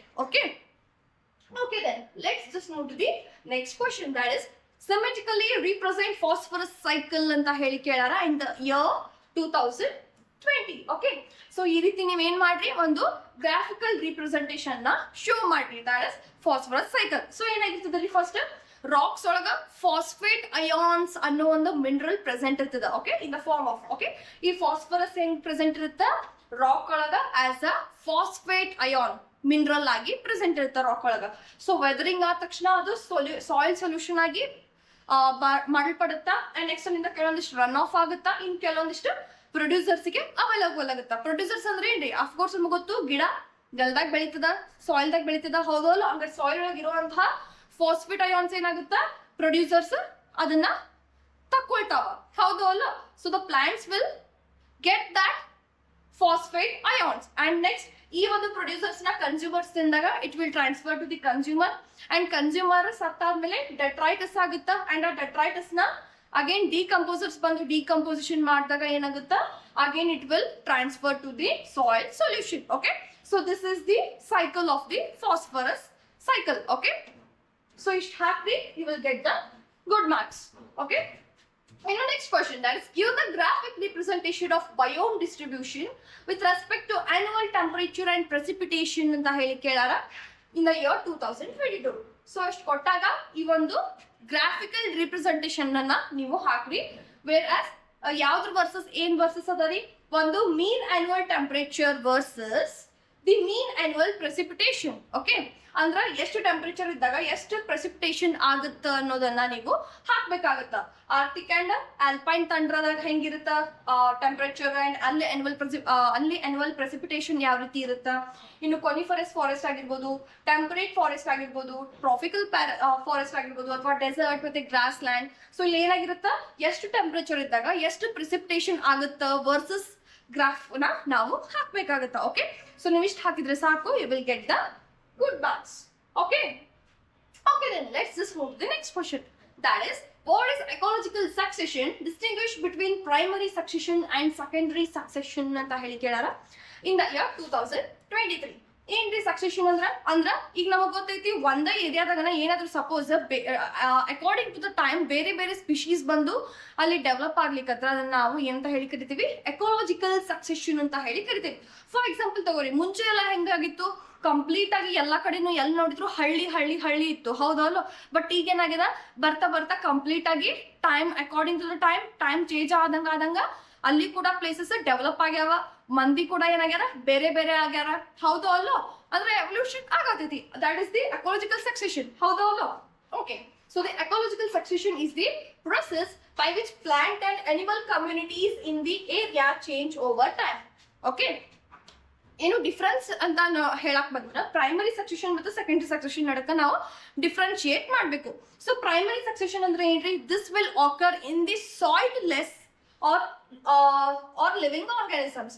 ಅಂದ್ರೆ ಸಾಯಿಲ್ ಇಲ್ದಾನೆ without soil and without living organisms ಇರುವಂತ ಜಾಗದಾಗ ಏನಾಗ್ತದ ಪ್ರೈಮರಿ ಸಕ್ಸೆಷನ್ ಆಕರ್ ಆಗ್ತದ. ಓಕೆ, ಇನ್ನು ಸೆಕೆಂಡರಿ ಸಕ್ಸೆಷನ್ ಎಲ್ಲಿ ಆಕರ್ ಆಗ್ತದಪ್ಪ ಅಂತಂದ್ರ ಆಲ್ರೆಡಿ ಮುಂಚೆ ಹ್ಯಾಬಿಟಾಟ್ ಒಳಗ ಒಂದಷ್ಟು ಬಂದ್ ಜನರು ಇದ್ರ, ಬಟ್ ಅಂತಲ್ಲಿ ಏನೋ ಒಂದು ಆಗ್ಬಾರ್ದು ಇನ್ಸಿಡೆಂಟ್ ಆಗಿ ಫೈರ್ ಬಿದ್ದು ಅಥವಾ ಇನ್ನೇನೋ ಒಂದು ಡಿಸ್ಟರ್ಬ್ ಆದ್ರ ಜಾಗದಾಗ ಅಂತ ಜಾಗದಾಗ ಬಂದು ಮತ್ತೆ ಏನಾದ್ರು ಎಕಾಲಜಿಕಲ್ ಸಕ್ಸೆಷನ್ ಆಗ್ಲಿಕ್ಕತ್ರ ಅದನ್ನ ನಾವು ಸೆಕೆಂಡರಿ ಸಕ್ಸೆಷನ್ ಅಂತ ಹೇಳಿ ಕರಿತೇವೆ. So it is occurs in the areas that were previously inhabited but have been disturbed. Okay, ಇನ್ನು next it can happen after a volcano erupts forming new rock. So new rock formation ಆದಲ್ಲೇ ಬರ್ತಾ ಬರ್ತಾ ಸೊಕಾಶಾಗ ಏನಾಗ್ತದ ಅಲ್ಲೇ ಒಂದು succession ಆಗ್ಲಿಕ್ಕ start ಆಗ್ತದ, ಕಮ್ಯುನಿಟೀಸ್ ಬರ್ಲಿಕ್ಕ ಸ್ಟಾರ್ಟ್ ಆಗ್ತದ. ಎಲ್ಲಿ ಪ್ರೈಮರಿ ಸಕ್ಸೆಷನ್ ಅಂತ ಹೇಳಿ ಕರಿತೇವೆ ನಾವು ನ್ಯೂ ರಾಕ್ ಫಾರ್ಮೇಶನ್ ಆಗುವಂತ ಜಾಗದಾಗ.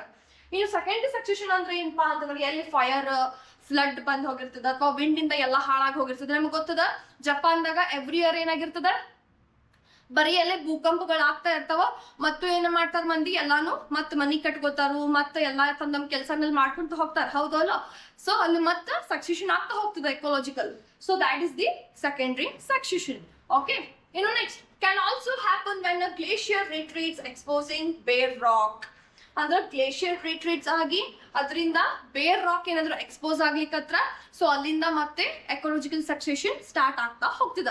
ಬಟ್ ಇದಕ್ಕೆ ಬಾಳ್ ಟೈಮ್ ಹಿಡಿತದ. ಓಕೆ, ಯಾಕಂದ್ರೆ ಇದು ಆಲ್ರೆಡಿ ಸಾಯಿಲ್ಲೆಸ್ ಆಗಿರ್ತದ ಅಂಡ್ ಯಾವ್ದೇ ತರದ ಒಂದು ಲಿವಿಂಗ್ ಆರ್ಗಾನಿಸಮ್ಸ್ ಮುಂಚೆನೆ ಪ್ರೆಸೆಂಟ್ ಇರಂಗಿಲ್ಲ. ಸೊ ಅದನ್ನ ನಾವು ಪ್ರೈಮರಿ ಸಕ್ಸೆಷನ್ ಅಂತ ಹೇಳಿ ಕರಿತೀವಿ. ಸೊ ಅಲ್ಲೇ ಯಾವಾಗೂ ಸಕ್ಸೆಷನ್ ತುಂಬಾ ಲೇಟ್ ಆಗಿ ಆಗ್ತದ. It is a very time consuming process. Okay, ಇನ್ನು ಸೆಕೆಂಡರಿ ಸಕ್ಸೆಷನ್ ಅಂತಂದ್ರೆ can happen faster then the primary succession because soil is already present. ಹೌದಾ?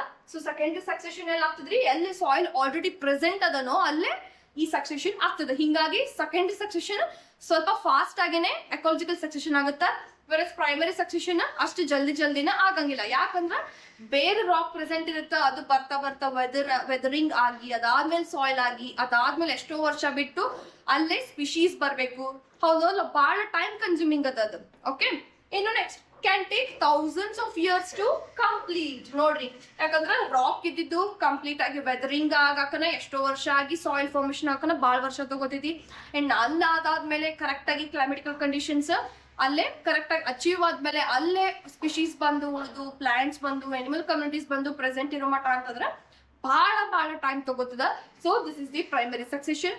ಇನ್ನು ಆಲ್ರೆಡಿ ಸಾಯಿಲ್ ಅಲ್ಲಿ ಪ್ರೆಸೆಂಟ್ ಇರುವಂತಹ ಕಾರಣದಿಂದ, ಮುಂಚಿನಲ್ಲಿ ಯಾರು ಪ್ರೀವಿಯಸ್ಲಿ ಇನ್ಹ್ಯಾಬಿಟ್ ಆಗಿರೋ ಕಾರಣದಿಂದ ಅಲ್ಲಿ ಏನಾಗುತ್ತಾ ಸೆಕೆಂಡರಿ ಸಕ್ಸೆಷನ್ ಬೇಗ ಸ್ಟಾರ್ಟ್ ಆಗತ್ತಾ. Okay, so it can take over hundreds of years to complete. Okay, is it clear?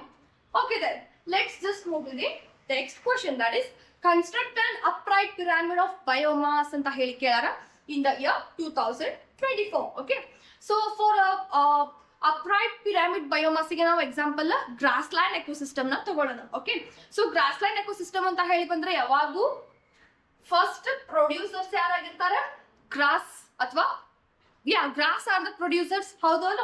ಇನ್ನು ಪ್ರೈಮರಿ ಕನ್ಸ್ಯೂಮರ್ಸ್ ಯಾರಾಗಿರ್ತಾರೆ, either rats or rabbits. Okay, so ನೋಡ್ರಿ, ಪ್ರೊಡ್ಯೂಸರ್ಸ್. ಇನ್ನು ಗ್ರಾಸ್ ಲ್ಯಾಂಡ್ ಎಕೋಸಿಸ್ಟಮ್ ಅಂತ ಹೇಳಿ ಬಂದ್ರ ಪ್ರೊಡ್ಯೂಸರ್ಸ್ ಯಾರಾಗಿರ್ತಾರೆ, ಗ್ರಾಸ್ ಆಗಿರ್ತಾವ. ಹೌದಾ? ಇನ್ನು ಪ್ರೈಮರಿ ಕನ್ಸ್ಯೂಮರ್ಸ್ ಅಂದ್ರೆ ಈ ಗ್ರಾಸ್ ನ ತಿನ್ನೋರು ಯಾರಾಗಿರ್ತಾರ, ರ್ಯಾಟ್ ಅಂತ ಹೇಳಿ ಇಟ್ಕೋರಿ. ಓಕೆ, ಇನ್ನು ಸೆಕೆಂಡರಿ ಕನ್ಸ್ಯೂಮರ್ ಆಗಿರ್ತಾರ ರ್ಯಾಟ್ ನ ತಿನ್ನೋದು ಯಾರು, ಸ್ನೇಕ್. ಹೌದಾ? ಸೊ ಸ್ನೇಕ್ ಏನಾಗಿರ್ತದ, ಸೆಕೆಂಡರಿ ಕನ್ಸ್ಯೂಮರ್ ಆಗಿರ್ತದ. ಇನ್ನು ಟರ್ಚರಿ ಕನ್ಸ್ಯೂಮರ್ ಯಾರಾಗಿರ್ತಾರ, ಅದನ್ನ ತಿನ್ನೋದು ಹದ್ದು, ಈಗಲ್. ಹೌದು ಅಲ್ಲ? ಇದೇನಾಗಿರ್ತದ, ಟರ್ಚರಿ ಕನ್ಸ್ಯೂಮರ್ ಆಗಿರ್ತದ. Okay, so this is the pyramid of biomass, okay, in respect to the grassland ecosystem. So ನೀವು ಇಷ್ಟು ಬರೆದು ಇಷ್ಟು ಡಯಾಗ್ರಾಮ್ ಹಾಕಿದ್ರೆ you will get good marks. Okay, then let's just go to the next part, that is 5 mark question. So write a note on decomposition process ಅಂತ ಹೇಳಿ ಕೇಳಾರ for 5 mark. So direct ಆಗಿ question ಕೇಳಾರಿ, decomposition ಅಂದ್ರೆ ಏನಂತ ಹೇಳಿ ಬರೀಬೇಕು, ಡೆಟ್ರೈಟಿಸ್ ಅಂದ್ರೆ ಏನಂತ ಹೇಳಿ ಬರೀಬೇಕು, ಡೆಟ್ರೈಟಿವೋರ್ಸ್ ಅಂದ್ರೆ ಏನು ಅಂತ ಹೇಳಿ ಬರೀಬೇಕು, ಅಂಡ್ ಡಿಕಂಪೋಸಿಷನ್ ಪ್ರೊಸೆಸ್ ಹೆಂಗ್ ಆಗ್ತದ ಅಂತ ಹೇಳಿ ಬರೆದ್ರೆ ಸಾಕು. Okay, so and this question was asked in the year 2022. ಅದ್ ಬಿಟ್ರೆ ಮತ್ತೆ ಕ್ವಶನ್ಸ್ ಕೇಳಿಲ್ಲ.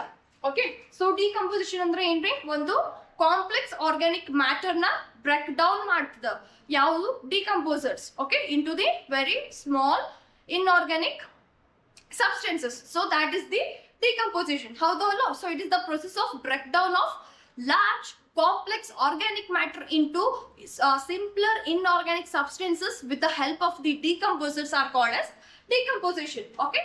Detritus anta heli bandre, it is the dead remains of the plants and animals. Okay, such as leaves ಆಗಿರ್ಬೋದು, barks ಆಗಿರ್ಬೋದು, flowers ಆಗಿರ್ಬೋದು, or fecal matter of the animal ಆಗಿರ್ಬೋದು. Okay, detritivores ಅಂದ್ರೆ ಏನ್ರಿ? These are the organisms which will decompose the detritus. Okay, ಅವನ್ನ ನಾವು detritivores ಅಂತ ಹೇಳಿ ಕರಿತೇವೆ. Okay, so the organisms that feed on the detritus are called as the detritivores. For example, earthworm ಆಗಿರ್ಬೋದು, fungi ಆಗಿರ್ಬೋದು, ಅಥವಾ bacteria ಆಗಿರ್ಬೋದು. So these are the detritivores. Okay, steps of the decomposition ಅಂದ್ರೆ ಬಂದ್ರೆ ಹೆಂಗ್ ಆಗ್ತಿರಿ? ಫಸ್ಟ್ ಫ್ರಾಗ್ಮೆಂಟೇಶನ್ ಆಗುತ್ತಾ, ಅದಾದ್ಮೇಲೆ leaching ಆಗುತ್ತಾ, ಅದಾದ್ಮೇಲೆ ಕೆಟಬಾಲಿಸಮ್ ಆಗುತ್ತಾ, ಅದಾದ್ಮೇಲೆ ಹ್ಯೂಮಿಫಿಕೇಶನ್ ಆಗುತ್ತಾ, ಲಾಸ್ಟ್ಲಿ ಮಿನರಲೈಸೇಷನ್ ಆಗುತ್ತಾ. ಓಕೆ, ಸೊ ಹೆಂಗ್ ಆಗ್ತಾವ್ರಿ ಫ್ರಾಗ್ಮೆಂಟೇಶನ್ ಸ್ಟೆಪ್ಸ್ ಹೆಂಗ್ ಆಗ್ತಾವ ನೋಡೋಣ. ಓಕೆ, ಸೊ ಫ್ರಾಗ್ಮೆಂಟೇಶನ್ ಅಂತಂದ್ರೆ ಏನ್ರಿ? It is the break down of the detritus into smaller particles by the action of the detritivores. Okay, ಅಂದ್ರೆ detritus ಅಂದ್ರೆ ಏನ್ರಿ? ಒಂದು dead remains of the animal and plant. So ಅದನ್ನ ಏನ್ ಮಾಡ್ತದ? detritivores ಬಂದು ಸ್ಮಾಲ್ ಪಾರ್ಟಿಕಲ್ಸ್ ಆಗಿ ಬ್ರೇಕ್ ಡೌನ್ ಮಾಡ್ತಾವ. That is the fragmentation.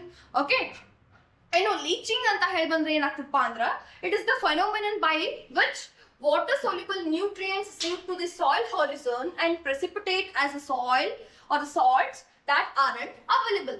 ಅಂದ್ರೆ ಈಗ ಏನ್ ಮಾಡ್ತೀರಿ? ಫಸ್ಟ್ ಒಂದು dead remain of the plant and animal ಇತ್ತು, ಹೌದಾ? ಅದನ್ನ ಏನ್ ಮಾಡ್ತದ? ಫಸ್ಟ್ ಫ್ರಾಗ್ಮೆಂಟೇಶನ್ ಒಳಗ detritivores ಸ್ಮಾಲ್ ಪೀಸ್ ಆಗಿ ಕಟ್ ಮಾಡ್ತದ. ಅದಾದ್ಮೇಲೆ ಅದ್ರೊಳಗಿರುವಂತಹ ನೆಕ್ಸ್ಟ್ ಒಂದು ಸ್ಟೆಪ್ ಒಳಗೆ ಏನಾಗ್ತದ? ಲೀಚಿಂಗ್ ಒಳಗ ಅದ್ರೊಳಗಿರುವಂತಹ ವಾಟರ್ ಸೊಲ್ಯುಬಲ್ ಎಲ್ಲ ಒಂದು deep layer of the soil horizon ಒಳಗೆ ಸೇರ್ಕೊಳ್ತದ. ಓಕೆ, ಅಂಡ್ ಅದು ಅನ್ಅವೈಲಬಲ್ ಸಾಲ್ಟ್ ಆಗಿ ಪ್ರೆಸಿಪಿಟೇಟ್ ಆಗಿ ಹೋಗ್ಬಿಡುತ್ತೆ. This is the second step. ಇನ್ನು ಥರ್ಡ್ ಸ್ಟೆಪ್ ಆಗ್ತದಪ್ಪ ಅಂತಂದ್ರೆ catabolism. That is the break down of detritus into simple inorganic particles or the nutrients by the action of the bacterial and fungal enzymes. ಇನ್ನು ಎಲ್ಲಾ water soluble nutrients precipitate ಆಗಿ ಹೋದ್ಮೇಲೆ ಅಲ್ಲೇನು ಉಳಿದಿರ್ತೈತಲ್ಲ ವಾಪಸ್ ಅದ್ರದ್ದು ಒಂದಷ್ಟು ಪಾರ್ಟ್ಸ್ ಅಲ್ಲಿಂದ ಏನಾಗ್ತದಪ್ಪ ಅಂತಂದ್ರ ಅಗೇನ್ ಬ್ರೇಕ್ ಡೌನ್ ಆಗ್ಲಿಕ್ಕೆ ಸ್ಟಾರ್ಟ್ ಆಗ್ತದ into the simple inorganic nutrients. Okay, ಇನ್ನು ನೆಕ್ಸ್ಟ್ ಹ್ಯೂಮಿಫಿಕೇಶನ್ ಅಂದ್ರೆ ಏನಾಗ್ತದ್ರಿ? ಹ್ಯೂಮಸ್ ಫಾರ್ಮೇಶನ್ ಆಗ್ಲಿಕ್ಕೆ ಸ್ಟಾರ್ಟ್ ಆಗ್ತದ.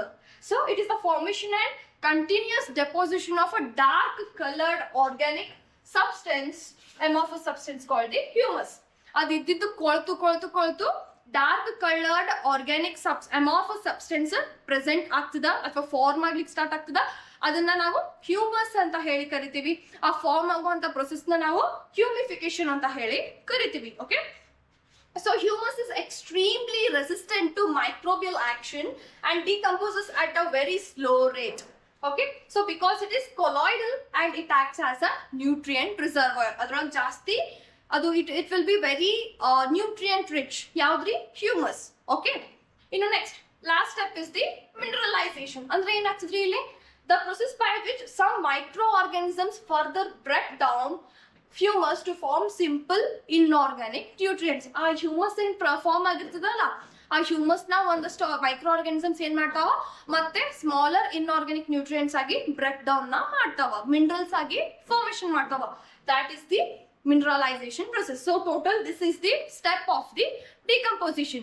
ಈ ಒಂದು ಫಾರ್ಮ್ಯಾಟ್ ಒಳಗೆ ಏನಾಗ್ತದ? ಡಿಕಂಪೋಸಿಷನ್ ನಡೀತದ. ಓಕೆ, ಫಸ್ಟ್ ಫ್ರಾಗ್ಮೆಂಟೇಶನ್ ಆಗ್ತದ, ಆಮೇಲೆ ಲೀಚಿಂಗ್ ಆಗ್ತದ, ಅದಾದ್ಮೇಲೆ ಕೆಟಬಾಲಿಸಮ್ ಆಗ್ತದ, ಅದಾದ್ಮೇಲೆ ಹ್ಯೂಮಿಫಿಕೇಶನ್ ಆಗ್ತದ, ಅದಾದ್ಮೇಲೆ ಮಿನರಲೈಸೇಷನ್ ಆಗ್ತದ. ಓಕೆ, ಸೊ ಇಷ್ಟು ಅರ್ಥ ಆಯ್ತು ಅಂತ ಹೇಳಿ ಅನ್ಕೊಳ್ತೀನಿ. Okay, okay then now let's just solve the previous year questions on the last chapter, that is biodiversity and conservation. Okay then let's just go to the first part, that is 1 mark questions. What is defined endemism or what is endemism? Okay, so ಇದನ್ನ repeatedly 2 times ಕೇಳಾರ. ಒಂದು 2020 ಒಳಗೆ ಕೇಳಾರ ಮತ್ತು 2022 ಒಳಗೆ ಕೇಳಾರ. So ಏನ್ರ ಎಂಡಮಿಸಮ್ ಅಂತಂದ್ರ, so ಇವೊಂದಷ್ಟು species ಇರ್ತಾವ, organisms ಇರ್ತಾವ, ಒಂದು ಪರ್ಟಿಕ್ಯುಲರ್ ಏರಿಯಾ ಒಳಗೆ ಮಾತ್ರ ಇವ ಕಂಡಿರ್ತಾವ ಅಂಡ್ ಬೇರೆ ಎಲ್ಲೂ ಇವ ಕಂಡು ಬರಂಗಿಲ್ಲ ಆರ್ಗಾನಿಸಮ್ಸ್. ಓಕೆ, ಸೊ ಇಂಥವನ್ನ ನಾವು ಎಂಡಮಿಸಮ್ ಅಂತ ಹೇಳಿ ಕರಿತೇವೆ. ಓಕೆ, ಸೊ ನೀವು ನೋಡಿರ್ಬೋದು ಪೆಂಡಮಿಕ್ ಒಳಗೆ ಏನಾಗಿತ್ತು, ನಾವು ನಮ್ಮ ಏರಿಯಾ ಒಳಗೆ ಮಾತ್ರ ಏನಾಗಿದ್ವಿ, ನಾವು ಒಂದ ಏರಿಯಾದಾಗ ಸರಿಯಾಗಿ ಕೂತಿದ್ವಿ ಡ್ಯೂ ಟು ಪೆಂಡಮಿಕ್, ರೈಟ್? ಅದೇ ರೀತಿ ಬಟ್ ಇವೇನಾಗಿರ್ತಾವ ಆ ಒಂದು ಪರ್ಟಿಕ್ಯುಲರ್ ರೀಜನ್ ಒಳಗೆ ಮಾತ್ರ ಇವ ಪ್ರೆಸೆಂಟ್ ಇರ್ತಾವ, ಅಲ್ಲಿ ಬಿಟ್ರೆ ಬೇರೆ ಮತ್ತೆ ಯಾವ ರೀಜನ್ಸ್ ಒಳಗೂ ಈ ಆರ್ಗ್ಯಾನಿಸಮ್ಸ್ ಪ್ರೆಸೆಂಟ್ ಇರಂಗಿಲ್ಲ. ಸೊ ಹಿಂಗಾಗಿ ಆ ಒಂದು ಸ್ಟೇಟ್ ನಾವು ಏನಂತ ಹೇಳಿ ಕರಿತೀವಿ, ಎಂಡಮಿಸಮ್ ಅಂತ ಹೇಳಿ ಕರಿತೀವಿ. So when a native species is found in a particular geographic area and this state is called as endemism. Okay, so endemism or endemic species are not found naturally in any other geographical area. Okay, so ಆ ಒಂದು particular geographical area ಒಳಗೆ ಬಿಟ್ರೆ ಮತ್ತೆ ಬೇರೆ ಯಾವ ಒಂದು area ಒಳಗೂ ಅವು ಕಂಡು ಬರಂಗಿಲ್ಲ. ಸೊ ಹಿಂಗಾಗಿ ಅವನ್ನ ನಾವು ಎಂಡಮಿಕ್ ಅನಿಮಲ್ಸ್ ಅಥವಾ ಎಂಡಮಿಕ್ ಸ್ಪೀಶೀಸ್ ಅಂತ ಹೇಳಿ ಕರಿತೀವಿ. ಆ ಒಂದು ಸ್ಟೇಟ್ ನಾವು ಎಂಡಮಿಸಮ್ ಅಂತ ಹೇಳಿ ಕರಿತೀವಿ. Okay okay then let's just move to the next question, that is the species confined to a particular region and not found anywhere else are called as ಅಂತ ಹೇಳಿ ಕೇಳಾರ in the year 2024. okay, so ಇದಕ್ಕೆ 4 options ಕೊಟ್ಟಾರ. option A sacred species, option B endemic, option C extinct and option D vulnerable. of course ನಾ ಹೇಳಿದಂಗನ ಒಂದು confined particular region ದಾಗ ಮಾತ್ರ ಕಂಡು ಬರ್ತಾವು, ಅದನ್ನ ಬಿಟ್ರೆ ಮತ್ತೆ ಬೇರೆ ಯಾವುದೇ ಒಂದು ರೀಜನ್ ಒಳಗೂ ಕಂಡು ಬರಂಗಿಲ್ಲ ಅಂತ ನಾವು ಎಂಡಮಿಕ್ ಸ್ಟೇಟ್ ಅಂತ ಹೇಳಿ ಕರಿತೀವಿ ಅಂತ ಅಂದೆ, ಹೌದು ಅಲ್ಲೋ? ಸೊ ಹಂಗಂದ್ರ option B is the right answer, that is endemic. Okay okay then let's just move to the next part, that is 2 mark question. so first question ಏನ್ ಕೇಳಾರಿ, again ನೋಡ್ರಿ define endemism ಅಂತ ಹೇಳಿ ಕೇಳಾರ and name any 2 regions of accelerated habitat loss in India ಅಂತ ಹೇಳಿ ಕೇಳಾರ in the year 2018. so in endemism, so the species confined to a particular region and are not found anywhere else in the world are called as endemism or it is called as the endemism state. okay, so the Western Ghats and the Eastern Himalayas are the regions in India where the accelerated loss of habitat can be seen. okay, so ಕೇಳಾರ 2 regions ಹೇಳ್ರಿ ಅಂತ ಹೇಳಕ್ ಕೇಳಾರ. So ಒಂದು western ghat ಆಗುತ್ತಾ, ಇನ್ನೊಂದು eastern Himalayas region ಆಗುತ್ತಾ. Okay, ಅಲ್ಲಿ ಜಾಸ್ತಿ habitat loss ಆಗ್ಯದ. ಓಕೆ, ಇನ್ನು next question pa, invasion of alien animal species eliminates the native animal species, give 2 examples ಅಂತ ಹೇಳಿ ಕೇಳಾರ. ಅಗೇನ್ ಇದನ್ನ 2018 ಒಳಗೆ ಕೇಳಾರ. ಸೊ ಏನ್ ಮಾಡ್ತಾವ್ರಿ, ಏನ್ರಿ ಇವು ಏಲಿಯನ್ ಸ್ಪೀಶೀಸ್ ಅಂದ್ರ, ಸೊ ಇವು ಬೇರೆ ಒಂದು ಜಾಗದಿಂದ ಒಂದು ನೇಟಿವ್ ಅಂದ್ರೆ ಬೇರೆ ಜಾಗದಿಂದ ಒಂದು ಪರ್ಟಿಕ್ಯುಲರ್ ಏರಿಯಾದಾಗ ಬಂದು ಉಳಿತಾವ ಬೇರೆ ಸ್ಪೀಶೀಸ್. ಸೊ ಅವೇನ್ ಮಾಡ್ತಾವಪ್ಪ ಅಂತಂದ್ರ ಈ ಒಂದು ಪರ್ಟಿಕ್ಯುಲರ್ ರೀಜನ್ ಒಳಗೆ ಇರೋಂತಹ ಆರ್ಗ್ಯಾನಿಸಮ್ಸ್ ನ ತಿಂದು ಹಾಕ್ತಾವ, ಅದನ್ನ ಡಿಸ್ಟರ್ಬ್ ಮಾಡ್ತಾವ, ಅದನ್ನ ಡಿಸ್ಟ್ರಾಯ್ ಮಾಡ್ತಾವ, ಹೌದಾ, ಅವೇ ಏಲಿಯನ್ ಸ್ಪೀಶೀಸ್. ಓಕೆ, ಸೊ ಏನ್ರಿ ಹಂಗಂದ್ರೆ ಎಕ್ಸಾಂಪಲ್ ಏನ್ ಕೊಡ್ಬೋದು ನಾವು ಎರಡು ಅಂತಂದ್ರೆ, ಒಂದು ನೈಲ್ ಪೆರ್ಚ್ ಕೊಡ್ಬೋದು, ಇನ್ನೊಂದು ಆಫ್ರಿಕನ್ ಕ್ಯಾಟ್ ಫಿಶ್ ಕೊಡ್ಬೋದು. ಏನ್ರಿ ನೈಲ್ ಪೆರ್ಚ್ ಅಂತಂದ್ರ, so this fish was introduced in to the Lake Victoria in East Africa where it led to the extinction of over 200 species of cichlid fish. okay, and next African catfish. so this catfish was illegally introduced for aquaculture purposes where it threatens indigenous catfish in rivers. so it feeds on the indigenous catfish. ಅಂದ್ರೆ ಇವೇನ್ ಮಾಡತ್ತೇವ್ರಿ, ಬೇರೆ ಒಂದು ಜಾಗದಿಂದ ಆ ಒಂದು ನದಿ ಒಳಗೆ particular ನದಿ ಒಳಗ ಅಥವಾ ಆ ಒಂದು ವಾಟರ್ ಬಾಡಿ ಒಳಗೆ ಬಂದು ಇರ್ಲಿಕ್ಕತ್ತಾವ ಅಂಡ್ ಅದ್ರೊಳಗೆ ಇರುವಂತಹ ಆರ್ಗ್ಯಾನಿಸಮ್ ನ ಏನ್ ಮಾಡ್ಲಿಕ್ಕತ್ತಾವ, ಅವು ಡಿಸ್ಟ್ರಾಯ್ ಮಾಡಿ ಹಾಕ್ಲಿಕ್ಕತ್ತಾವ. ಓಕೆ, ಸೊ ಇವನ್ನ ನಾವು ಏಲಿಯನ್ ಸ್ಪೀಶೀಸ್ ಅಂತ ಹೇಳ್ತೀವಿ. ಸೊ ಹಿಂಗಾಗಿ ಅವ್ರು ಏನ್ ಹೇಳ್ಯಾರ, invasion of alien animal species ಎಲಿಮಿನೇಟ್ಸ್ the native animal species ಅಂತ ಹೇಳಿ ಕೊಟ್ಟಾರ. Okay okay then let's just move to the next question, that is mention any 2 causes for the biodiversity loss ಅಂತ ಹೇಳಿ ಕೇಳಾರ in the year 2022. ಸೊ ಏನ್ರಿ 2 ಕಾಸ್, 2 ಯಾಕೆ ಬರೋಣೋದಕ್ಕಿಂತ ಜಾಸ್ತಿನೇ ಬರೋಣ, ನಮ್ದೇನು ಹೋಗೋದಿತ್ತ ಅಲ್ಲೇನ, ಚಲೋ ನಾವು ಮಾರ್ಕ್ಸ್ ನ ಪಡ್ಕೋಬಹುದು, ಹೌದು ಅಲ್ಲ? ಓಕೆ, ಸೊ ಒಂದು ಕ್ಲೈಮೆಟಿಕ್ ಚೇಂಜ್ ಇಂದ ಏನಾಗ್ತದ, ಬಯೋಡೈವರ್ಸಿಟಿ ಲಾಸ್ ಆಗ್ತದ, ಇನ್ನು ಪೊಲ್ಯೂಷನ್ ಇಂದ ಬಯೋಡೈವರ್ಸಿಟಿ ಲಾಸ್ ಆಗ್ತದ, ಇನ್ನು ಡಿಸ್ಟ್ರಕ್ಷನ್ ಆಫ್ ಹ್ಯಾಬಿಟ್ಯಾಟ್ಸ್ ಇಂದ ಏನಾಗ್ತದ, ಹ್ಯಾಬಿಟ್ಯಾಟ್ ಲಾಸ್ ಆಗ್ತದ, ಇನ್ವೇಷನ್ ಆಫ್ ಏಲಿಯನ್ ಸ್ಪೀಶೀಸ್ ಅಂದ್ರೆ ಏಲಿಯನ್ ಸ್ಪೀಶೀಸ್ ನ ನಾವು ಆ ಒಂದು ರೀಜನ್ ದಾಗ ಇಂಟ್ರೊಡ್ಯೂಸ್ ಮಾಡೋದ್ರಿಂದ ಹ್ಯಾಬಿಟ್ಯಾಟ್ ಲಾಸ್ ಆಗ್ತದ ಅಥವಾ ಬಯೋಡೈವರ್ಸಿಟಿ ಲಾಸ್ ಆಗ್ತದ, and over exploration of the natural environment. So ಇವೆಲ್ಲ ಕಾಸಸ್ ಇಂದ ಏನಾಗ್ತದ, ಬಯೋಡೈವರ್ಸಿಟಿ ಲಾಸ್ ಆಗ್ತದ. ಓಕೆ, ಲಾಸ್ ಆಗ್ತದ. ಓಕೆ, ಇನ್ನು ನೆಕ್ಸ್ಟ್ ಪಾರ್ಟಿಗೆ ಮೂವ್ ಆಗೋಣ, that is 3 mark question. So first question ಏನ್ ಕೇಳಾರಿ, tropical region has greater biodiversity than temperate region ಅಂತ ಹೇಳಿ ಕೇಳಾರ. Justify the statements with 3 reasons ಅಂತ ಹೇಳಿ ಕೇಳಾರ in the year 2019. okay, so tropical regions generally exhibit greater biodiversity than the temperate regions due to, so first reason ಏನ್ರಿ, higher solar energy input leading to greater productivity. Tropical regions ದಾಗ ಏನಿರುತ್ತೆ higher solar energy ಇರುತ್ತಾ, ಆ ಕಾರಣದಿಂದ higher productivity present ಇರುತ್ತಾ. So ಹಿಂಗಾಗಿ ಅಲ್ಲಿ biodiversity ಹೆಚ್ಚಿರುತ್ತೆ ಎಲ್ಲರಿ ಟ್ರಾಪಿಕಲ್ ರೀಜನ್ ದಾಗ than compare to the temperate region. Okay, ಇನ್ನು ಸೆಕೆಂಡ್ ಪಾಯಿಂಟ್ ಏನಪ್ಪಾ ಅಂತಂದ್ರ less seasonal variation and a more stable climate promoting niche specialisation ಅಂತ ಹೇಳತ್ತಾರ. ಅಲ್ಲಿ ಲೆಸ್ ಸೀಸನಲ್ ವೇರಿಯೇಷನ್ಸ್ ಇರ್ತದ, ಆಮೇಲೆ ಮೋರ್ ಸ್ಟೇಬಲ್ ಕ್ಲೈಮೇಟ್ ಅನ್ನ ಅದು ಹೊಂದಿರ್ತದ. ಹಿಂಗಾಗಿ ಏನ್ ಮಾಡ್ತದ ಅದು it will be having the more biodiversity. Okay, ಇನ್ನು third that is a longer evolutionary history with less disruption from the glacier events compared to temperate regions which experienced significant climate shifts in the past. So ಏನಾಗ್ತದೆ temperate region ಜಾಸ್ತಿ glacial events ನಡೀತಿರ್ತಾವ, but tropical ರೀಜನ್ದಾಗ ಅಷ್ಟು ನಡೀತಿರಂಗಿಲ್ಲ. So ಹಿಂಗಾಗಿ ಅಲ್ಲಿ ಜಾಸ್ತಿ climatic shifts ಆಗ್ತಿರ್ತಾವ ಅಂತ ಹೇಳಕತ್ತದ. And this is the third reason. Okay, okay then let's just move to the next question, that is alien species invasion caused a decline or extinction of indigenous species. Justify the statement by giving the 3 examples anta hedi kelara. Okay, so in the year 2020. Okay, so ಯಾವ್ಯಾವ್ರಿ ನಾವು ಮೂರ್ ಅಷ್ಟ ಅಲ್ಲ ಅದಕ್ಕಿಂತ ಹೆಚ್ಚು ಬರೋಣ. Okay, so to grab the attention of the ಯಾರು ನಿಮ್ದು ಪೇಪರ್ ಚೆಕ್ ಮಾಡ್ತಾರ ಅವ್ರದ್ದು. ಓಕೆ, ಅಂಡ್ ಇನ್ಫ್ಯಾಕ್ಟ್ ನೀವು ಒಳ್ಳೆ ಮಾರ್ಕ್ಸ್ ನ ಕೂಡ ನೀವು ತಗೊಳ್ಬಹುದು. ಓಕೆ, ಸೊ ಮೂರ್ ಕೇಳಾರ ಅದಕ್ಕಿಂತ 2 ಹೆಚ್ಚಿಗೆ ಬರೆದ್ರು ಏನಾಗಂಗಿಲ್ಲ. ಓಕೆ, ಸೊ ಒಂದು ನೈಲ್ ಪೆಚ್, ಇನ್ನೊಂದು ಆಫ್ರಿಕನ್ ಕ್ಯಾಟ್ ಫಿಶ್, ಇನ್ನೊಂದು ವಾಟರ್ ಹಯಾನ್ಸಿತ್, ಇನ್ನೊಂದು ನೆಕ್ಸ್ಟ್ ಕ್ಯಾರಟ್ ಗ್ರಾಸ್, ಇನ್ನೊಂದು last one lantana. Okay, so Nile perch ಅಂದ್ರೆ ಏನ್ರಿ? It was introduced into the Lake Victoria in the East Africa. This fish led to the extinction of over 200 species of the Sachai fish. Okay, you know African catfish ಅಂತಂದ್ರೆ ಏನ್ ಮಾಡ್ತಾರೆ, ಇದನ್ನ aquaculture ಒಳಗ ಅಥವಾ reverse for aquaculture ಅಂತ ಹೇಳಿ ಇರೋ ಅಲ್ಲಿ ಬಿಟ್ಟಿದ್ರು. Okay, and this fish possesses a threat to native catfish. ಅಂದ್ರೆ ಅಲ್ಲಿರುವಂತಹ ನೇಟಿವ್ ಸ್ಪೀಶೀಸ್ ಏನ್ ಮಾಡ್ತು, ಇದು ಥ್ರೆಟ್ ಅನ್ನ ಕ್ರಿಯೇಟ್ ಮಾಡ್ತು. ಯಾವುದು? African catfish. Okay, you know next, water hyacinth. This invasive floating plant can be found in the water bodies all over the world. It poses threat to the native species. Okay, you know next one, carrot grass. That is this invasive weed species poses a threat to native species again. And lastly, Lantana. Again, it is an invasive weed species where it poses a threat to the native species. So, ನೀವು ಏನ ತಗೋರಿ ವೈದು ಏನ್ ಮಾಡ್ತಾವ, native ಸ್ಪೀಶೀಸಸ್ಗೆ ಏನ್ ಮಾಡ್ಲಿಕ್ಕತ್ತಾವ, threat ನ ಕಾಸ್ ಮಾಡ್ಲಿಕ್ಕತ್ತಾವ, decline ಆಗೋ ಹಂಗ ಮಾಡಕತ್ತಾವ. Okay, okay then let's just move to the next question, that is what is alien species invasion, give two examples ಅಂತ ಹೇಳಿ ಮತ್ತ ಕೊಟ್ಟಾರ. ನೋಡ್ರಿ, ನಿಮಗ ಈ ಒಂದು ಚಾಪ್ಟರ್ನಾಗ ಎಂಡಮಿಸಮ್ and alien species invasion is a very important thing. Okay, so you need to remember that.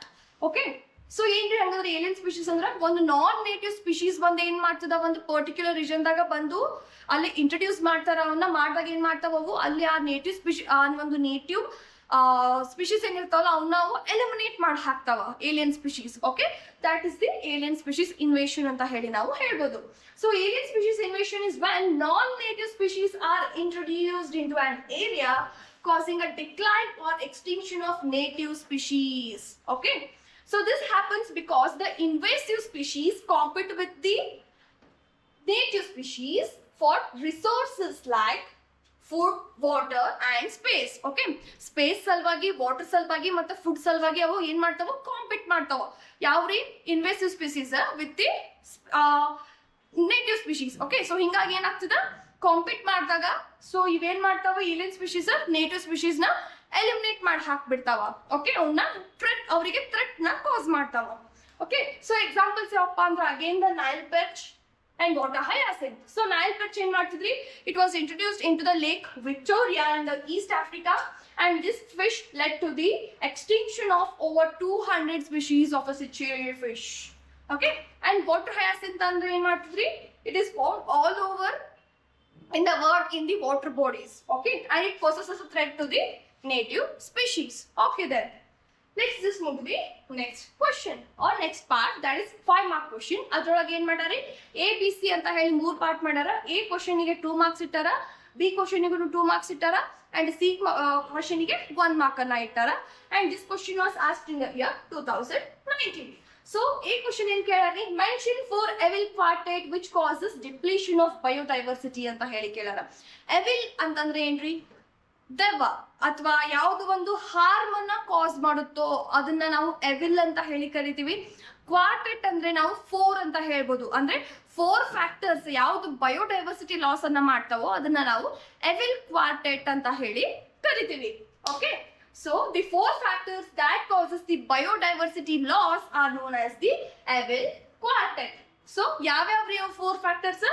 ಒಂದು habitat loss and fragmentation ಆಗಿರ್ಬೋದು, ಅಥವಾ ಓವರ್ ಎಕ್ಸ್ಪ್ಲಾಯ್ಟೇಷನ್ ಆಗಿರ್ಬೋದು, ಅಥವಾ ಏಲಿಯನ್ ಸ್ಪೀಶೀಸ್ ಇನ್ವೇಷನ್ ಆಗಿರ್ಬೋದು, and lastly the coextinction. Okay, so these are the 4 factors that will lead to the biodiversity loss. So and these factors are called as the evil quartet. Okay, so in the next question, write 2 suspended activities in animals against abiotic stresses with suitable examples ಅಂತ ಹೇಳಿ ಕೇಳಾರ.